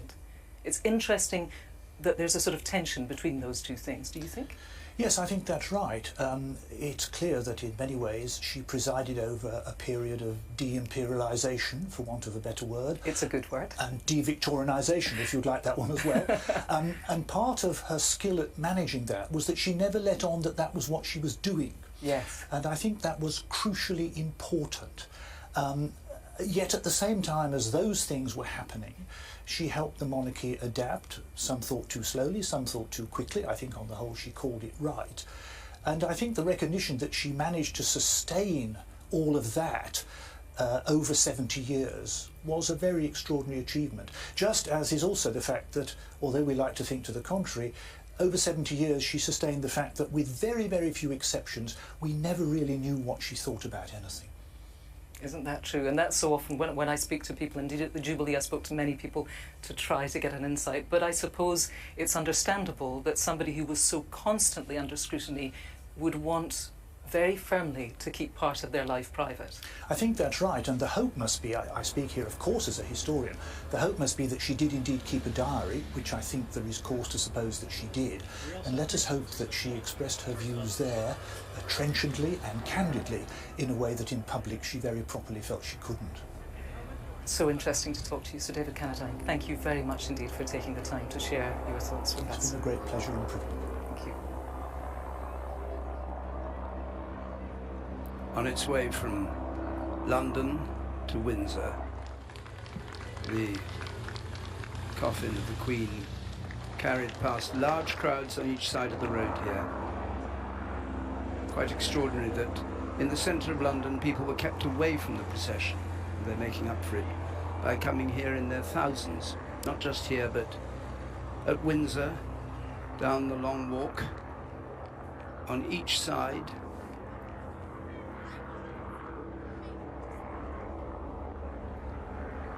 This is the road that runs right the way down from the castle to a statue in the far distance. You can just see on the skyline of George III. And Queen Anne had it paved for a carriage. Each side, it looks as though those are flower beds. They're not flower beds. They're flowers that have been laid by the gardeners of Windsor, that have been brought here by thousands of people over the last few days. They've been coming up the hill to the castle, each carrying just a small bouquet, obeying orders, not having it wrapped in cellophane or anything like that, and placing them here, and then the gardeners putting them into a pattern so they look like a planted garden, with sunflowers particularly strong for this time of year. The gates at the bottom are the Cambridge Gate, and this part is private, and this is where the coffin will be brought up towards the castle itself. And when it reaches the top, the Queen, the King and other members of the royal family will join the coffin of the Queen and accompany it from the top of the castle, from the round tower, where the Royal Standard's now flying, not at half-mast. The Royal Standard never flies at half-mast. It's being hoisted to the top of the flagpole to show that King Charles has just arrived. It was at half-mast when it was the Union flag before, but it stays there while the King is present. And so they will walk down through to the what's called the lower ward, to St George's Chapel itself, where the service will take place. And as they come up that long walk, you'll hear a minute gun firing, just as it was in London. The Royal Horse Artillery firing a gun every minute, and 5 seconds after the gun fires, 2 bells ring. One from the chapel itself, just below the chapel, and the other a famous bell called the Sebastopol bell, which was captured in the Crimean War and only rings for moments like this. It last rang in 2002 for the death of the Queen Mother, and it rang again this week for the death of Her Majesty the Queen. So the route liners are in place. We're waiting now for the arrival of the coffin, and there will be a long procession past those thousands we saw on the Long Walk.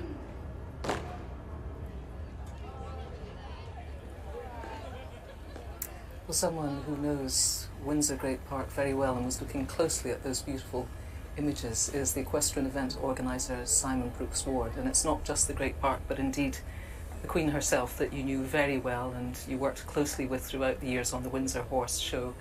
You are going to the service today. You are that good a friend, and therefore we're very grateful that you've taken the time on what I'm sure is a very difficult day for you. What are your thoughts? Well, it's interesting. I mean, I've been 1 or 2 interviews over the last week or so, and you know, every time I come away, I can't believe I'm talking in the past tense about the Queen. Even now, I have trouble thinking that the Queen has finally gone, and I hope that this afternoon there'll be time for reflection and a little bit of closure and also understanding it and grieving as well.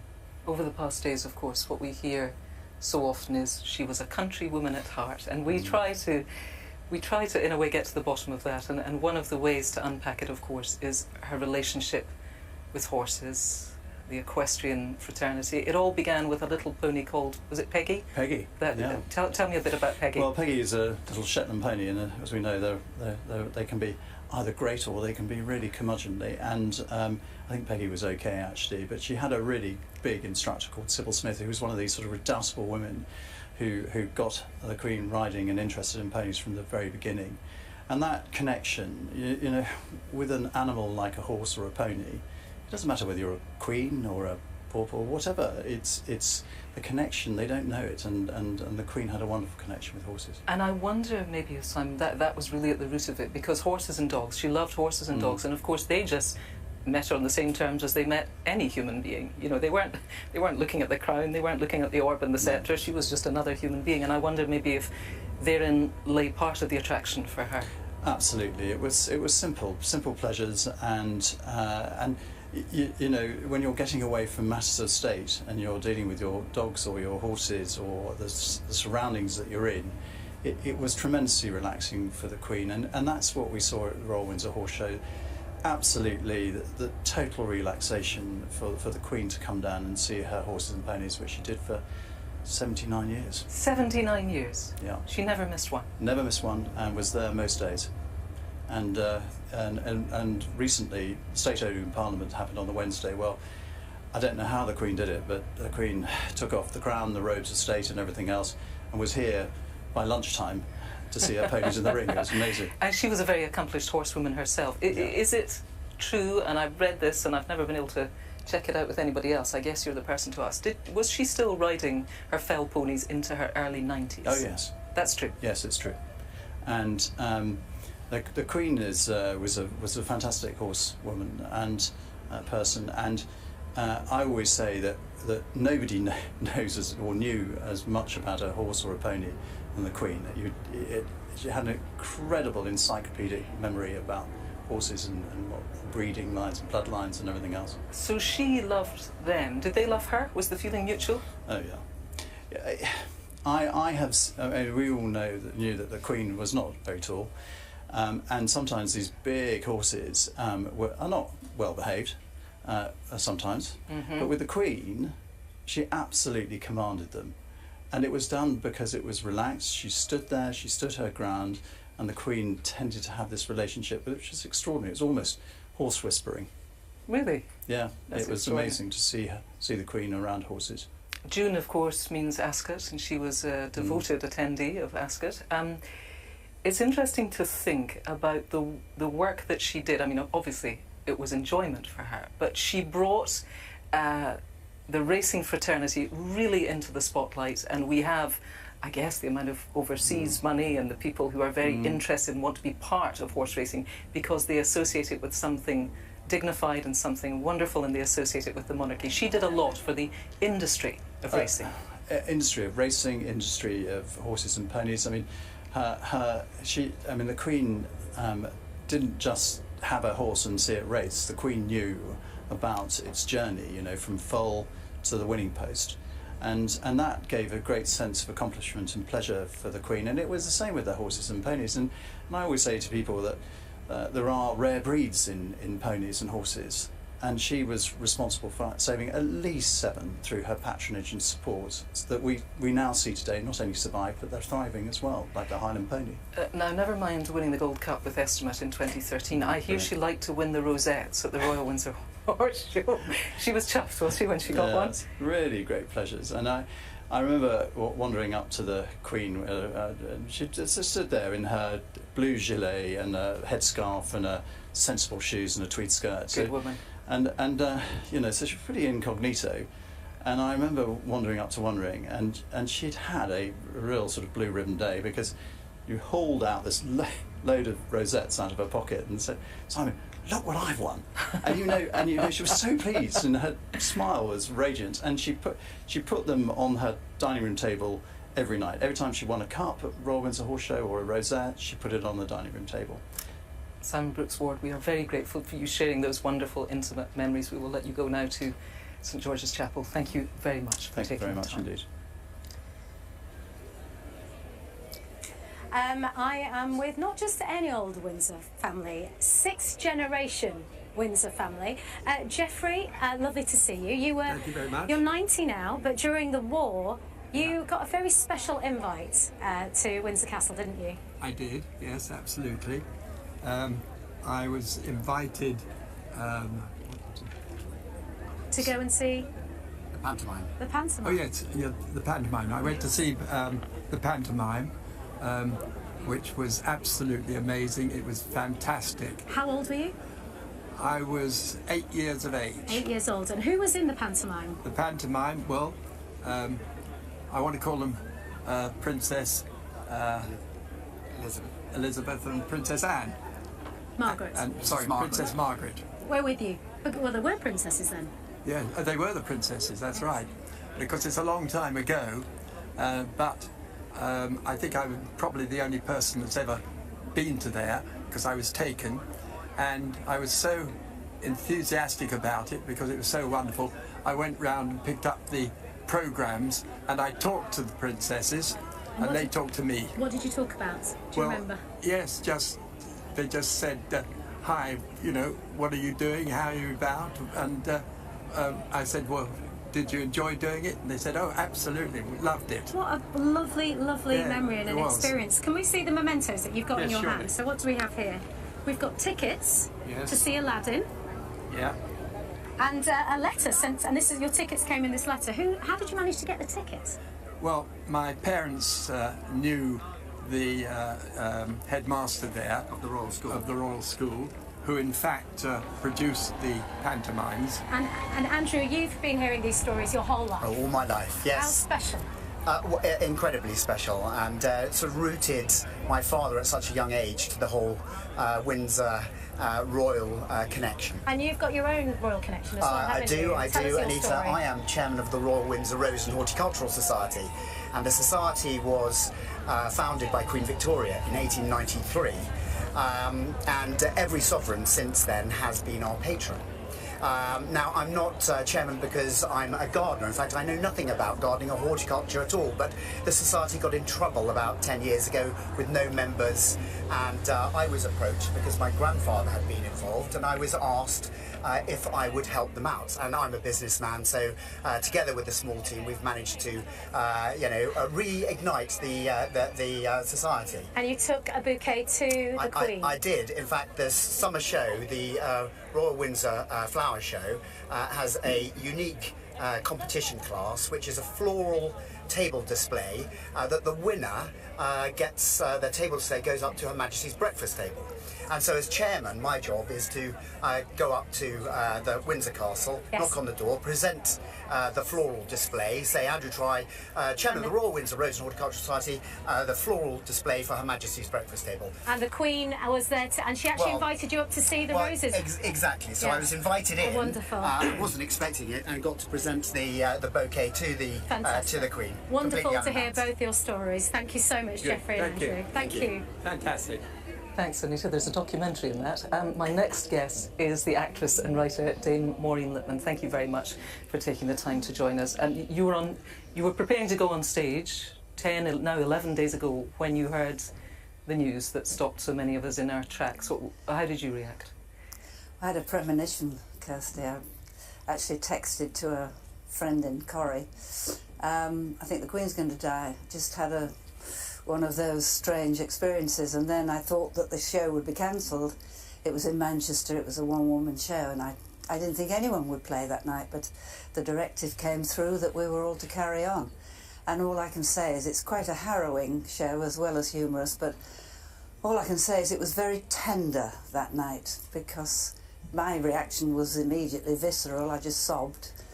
And then literally the show had to go on. You've met the Queen, I mean, we talked about this at the Jubilee just a little bit. I mean, you met the Queen on six occasions. I mean, that's quite a lot of times to meet the Queen. For a whole girl. Yes, especially for a whole girl. How would you describe her when you go beyond what she very obviously was? She's in her own skin. She's absolutely herself. She's a modest and a shy person, playing the part of somebody absolutely in charge of everything, as she was today. Yes. Because wasn't it beautifully? Absolutely Beautifully directed. You, of course, are not in your own skin, so you're just basically burbling. And I've burbled my way through at least 6 or 7 occasions. And I suppose I remember particularly the night she came to Oklahoma, which was her favourite show because I think she saw it on honeymoon. And so we, the cast of Oklahoma, were all called in for a 10:30 rehearsal in the morning, which is pretty unheard of. We've been playing for 6 months, Hugh Jackman and all the rest of us. And she came in the morning and we erected a barn and sang, "Oh, the farmer and the cowman should be friends," you know. And then that night, she came to see the show. Lunchtime, we had a lunch with her at the Ivy, just a few of us. And I didn't get to speak to her because I wasn't next to her. But as I left, she said to me, "I believe you're coming to see us at the palace quite soon." And I said, "Yes, Ma'am, if I can find something to wear," normally witty riposte, blah, blah, blah. And that was in November. And in February, in my nice outfit, I'd made my little bob, and she said, "Well, I see you found something." She did not. She did. I think that's extraordinary. It is. She was an extraordinary woman, and we've lost the mother yeast of our daily bread, is how I put it. We've lost... Well, I say it's extraordinary, not to be rude. I mean, of course she'd remember who you were, but when you were meeting the sheer volume of people that she was meeting as Queen, that's why it's extraordinary. I think that was her little consolation prize, that she did those things, because in a sense she knew that it was a more important meeting to us than it was to inevitably, her. yes. She was dazzling in every way, and so photogenic. She couldn't take a bad photograph, could she? She had the best, I only met her once, but the best skin I have ever seen. She was lit from within, I think. She was, and she made that job into, when you think of her courage, her sheer courage. Queen Victoria shut herself away for decades after the death of her beloved. She was out there again after a week, and the mundanity of the job, the boxes every day, not like in The Crown, sort of, from one crisis to another, just plowing through. The ribbon cutting, the shaking of the hands. An incredible woman doing an incredible job for 70 years. It's just, she led by example, didn't she, like the best of teachers? There is a wonderful phrase, and I think it might have been in Robert Hardman's book about, she visited the places that needed visiting, and she thanked the people that needed thanking. And in that way, she made herself real, and she made people who were doing the things that contribute to the fabric of society feel that they were special. Of course they are special, because those are the things that matter. But I think in one way it was that sort of dogged determination to go to the places that are not glamorous. Absolutely. That really was the least something, snobbish of people, and the most courageous, because when you stand in an open-top car and you do walkabouts, which she really introduced, there's a lot of strange people out there. I'm sometimes frightened when people suddenly approach you the way they do. She was very brave. Think about the intruder and the horse that bolted, all those things. She was really a warrior. Also interesting, I think, to look at the way that she aged. There seemed to, and very interestingly, people like Barack Obama and Justin Trudeau talking about the wisdom that came with her, that when they were able to have conversations, it wasn't just that they were meeting a sovereign, it wasn't just they were meeting a fellow head of state, they were meeting somebody who had a kind of institutional memory that went back 70 years, and that was invaluable to them. There's a lot of wisdom that comes with that experience. So much wisdom and so much discretion.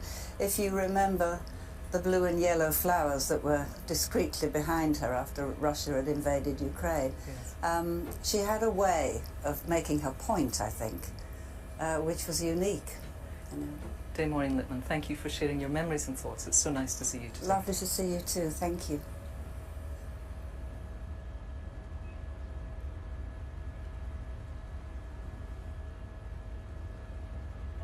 The state hearse, still on its way, still with people on each side of the road. Not going along the motorway, but coming through the ordinary main roads that will go through the town centres before it gets to Windsor. And at Windsor, in the chapel, much of the congregation already sitting waiting for this family funeral. People who were close to the Queen, worked for the Queen, many again with the Royal Victorian Order medal. And there'll be music played, but the service doesn't actually begin for another hour and a half, and that hour and a half will be taken up with the procession up the Long Walk. A procession very like the one we saw in London, with the pipes and the drums and the bands and all that sort of glorious jewel-like surrounding of the coffin as they come up the Long Walk and into this west door under the huge window, one of the largest stained glass windows in Britain, and the coffin will be borne up the steps and into the nave. The music's going to be played. It's interesting, the music they're going to play. There's one particular composer who was the organist here at the chapel, who not only played the organ here, but has also provided music for the service itself, and he was here from the 30s until the 60s. The Queen herself used to go up into the organ loft there to listen to him play, and it's said that he actually taught Her Majesty the piano. Sir William Harris is called. But there's music also by Bach and Herbert Howells, Samuel Coleridge Taylor, modern music from Judith Weir, the current master of the King's music, Elgar Vaughan Williams, all those famous British composers. But for the moment, it seems they sit in silence and just talk to each other. The banners of the Knights of the Garter. Now, interestingly, the 1000th Knight of the Garter, would you believe, was the Prince of Wales, who was Prince William then. He was appointed in 2008, the 1000th Knight of the Garter. It goes back centuries, and it's in the gift, or was in the gift of the sovereign, only given to people who've distinguished themselves in public life. Not all men. There are women, ladies of the Garter, they're called as well, and their banners hang here during their time when they're alive, when they come every year to this service here for the Garter, and then on their death the banner's taken down, but the seat that they have below in the choir, those brass plaques you can see, are there to commemorate their time as members of the order. There are 700 or 800 of them left here. Some have been taken down because history disapproved of them, others have just fallen down, but otherwise this extraordinary panoply of the Knights of the Garter, whose chapel this is. And the man responsible for all this is the most senior herald, Garter King of Arms, who made the principal proclamation of the King in St. James's Palace earlier this week, and here today will perform one of his final duties, which is to read out the Queen's styles and titles at the very end of the service.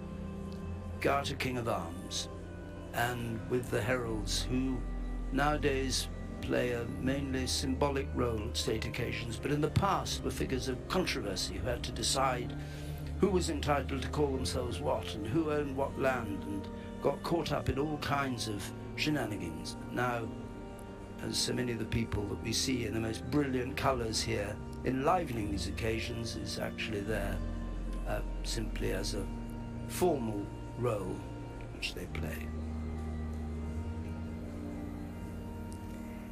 Now, someone who knows Windsor very well is the writer and historian William Shawcross. He's taken the time to join us. We're very grateful for that.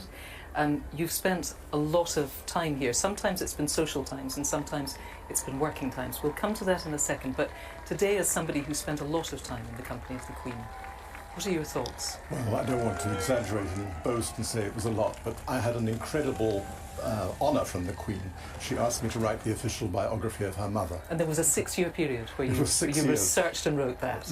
Much of that time in this wonderful castle, in the round tower behind us, which is where the Royal Archives are. Right. And it was an extraordinary joy to read all these letters that had never been written, probably since they were never been read for 50, 60 years. But didn't you spend time consulting with the Queen and saying, this is what I've found and what do you make of that and is that accurate? So you would take tea with her and you would exchange your research and ask for her opinion? Yes, she would ask me to tea either here or sometimes at Balmoral if that was, my wife and I went to stay there several times. But you're right, and I would say, look at this letter, ma'am, do you remember this? And she would say, oh yes, this is why I wrote that, or this is why my mother wrote this to me, or to so-and-so. So I got to know her. I was, as I say, very privileged and lucky to do so. I mean, you're a very distinguished writer, but that must have been quite nerve-wracking. It was, but nerve-wracking in theory, but actually the first time after I'd met her, I realised what an extraordinarily kind and gentle person she was, and she always put everybody at their ease. There was never any side to her. It was always gentle and wise and and incredibly decent in every sense of the word. So you had access to this archive, and there were letters between the Queen and the very young Queen and the Queen Mother. I need to ask you a question that has been bothering me because I've read it in 2 or 3 books, which is, during the war, did the Queen Mother sign her letters "Tinkety-tonk old fruit and down with the Nazis"? She did. She did? She did. She didn't sign all her letters like that. Okay.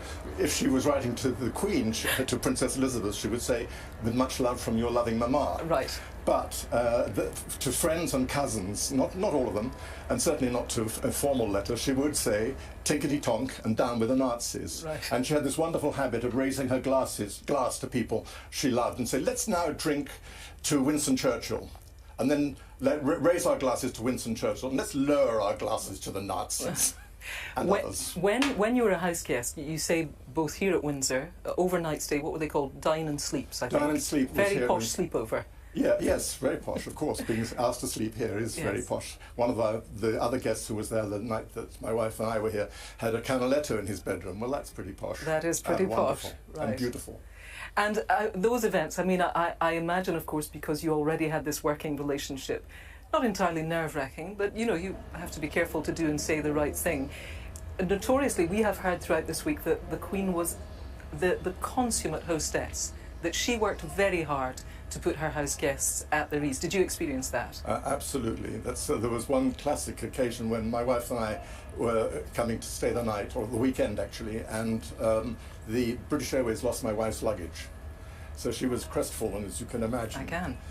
But we arrived, and the Queen came to the door and said, "I hear you've lost your luggage. I'm terribly sorry, but I've tried to arrange with the other ladies' guests and ladies in waiting and others to find some clothes for you." And so they did. And my wife had a very nice shirt from a lady in waiting, and a skirt from someone else, and a beautiful belt from a Polish maid. Wonderful. So it was fantastic. Tell me then what your thoughts were today when you were watching the service, and what, I mean, not necessarily what do you expect them to be, but what is your sort of state of mind as somebody who is saying goodbye to somebody who was dear to them and who they knew? I think the whole thing has been quite astonishingly beautiful and emotional, for not just for me, but I think the emotion of the whole country has been extraordinary to see over the last week. It's because people loved her. She'd been here for 70 years, and she loved us. What you've seen, I think, is a mixture of grief and gratitude on the part of the people in this last 7 days, and it's just fantastic, and it's very, very well deserved. The other thing, I think, which was mentioned several times in the service by the Archbishop and others, is that the Queen didn't think this was the end. She believes in resurrection. And I found, when I was doing my research, a lovely remark that she made in a speech in Australia, an Aboriginal proverb, which she said was enduring. And the proverb said, "We are in this time and place for a short time, to learn, to observe, to love, and then we go home." It's a beautiful thought. William Shawcross, we thank you very much for sharing your memories and sharing all your thoughts, and it was very interesting to talk to you. Thank you very much indeed. Thank you. Now, to be chosen as the Sovereign's Piper is a great honour. Anita, I think, is joined now by somebody who has held that role. Anita. Yes, I'm with Jim Motherwell, who was appointed Piper to the Sovereign in 1997. What does that mean, Jim? What was the job? The role of the job, you play the bagpipes every morning underneath the Queen's window from 9 till 9:15. Then you pack them away. Then you go and collect the Queen when she comes down from her private apartments at the lift, and you just stay with her, regarding what she's doing, interviews, visits, investitures. You basically work all day with her. Then when you're finished, you take her back round to the lift, and she goes back upstairs to her private apartment. What an incredible job to have. It was very surreal. Every single day you would play a tune on the bagpipe, same tune every day? No, you not to repeat the tunes all week, and you get a lot of tunes into 15 minutes on the bagpipes. Did you ever get requests? Yeah, the Queen's got her favourite tunes, a lot of them. A couple that Pipe Major Burns, who's the present Queen's Piper, played today. And she used to ask for a tune called Dovecote Park, because she remembered it from she was a princess at the end of the war. And then you go to Balmoral as well? Balmoral's the best part of the year, because I've got loads of duties, or I had loads of duties to do at Buckingham Palace. But once you get up to Balmoral, you play the bagpipes in the morning, you play at dinner in the evening, and during the day you get out horse riding, shooting, practicing your military training in case you ended up back in the regiment. Not a bad life. Yeah, it's Now, one okay. of the most poignant moments in the funeral service was when the piper played. Oh, that was for me big time, because the piper, Pipe Major Paul Burns, he's a very good player, but he's young and he's... I remember what that feeling was like, and I was more nervous for him today than I was when I played the Queen Mother out the church when she passed away nearly 20 years ago. He did an amazing job, though. He did a fantastic job. So if I were to ask you one enduring memory of the Queen, what would it be? My wife was hurt in an accident at work in London, and she was quite badly hurt, and I had to take time off, compassionate time off, and then when I went back to work, the Queen asked how my wife was and how she was coping. And I said, there's no long-term injuries, but she's covered in bruises. So the Queen said, wait there. She went back upstairs in the lift, came back down and gave me a little bottle of Anika to put on my wife's bruises.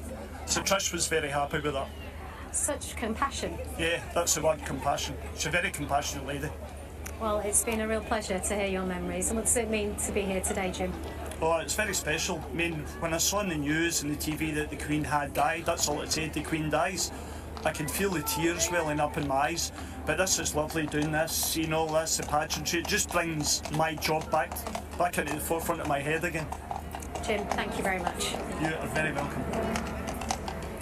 Beautiful memories. Well, there is a unique bond between the monarch and the armed forces, of course. To tell us more, I am joined by Sir Sebastian Roberts, former Major General of the Household Division, and Sir David Cannadine has joined us again. Thank you to you both. Sir Sebastian, if I can come to you first of all, what are your thoughts on a day like today? Well, as you just said, there is a unique bond between the armed forces and the monarchy and the monarch. And I think for all of us who've had the honour to serve our Queen, our King and country, that bond is special. I think, of course, at the same time, that we all, at the time of a funeral, we're on the brink of eternity. We're on that moment that will come to all of us, and which in the military one I suppose confronts by virtue of one's service, one's own mortality and that of others. And I think we always knew that the Queen, as part of her service, had a great consciousness of the eternal verities, the things that do face us all, at the same time as being a deeply human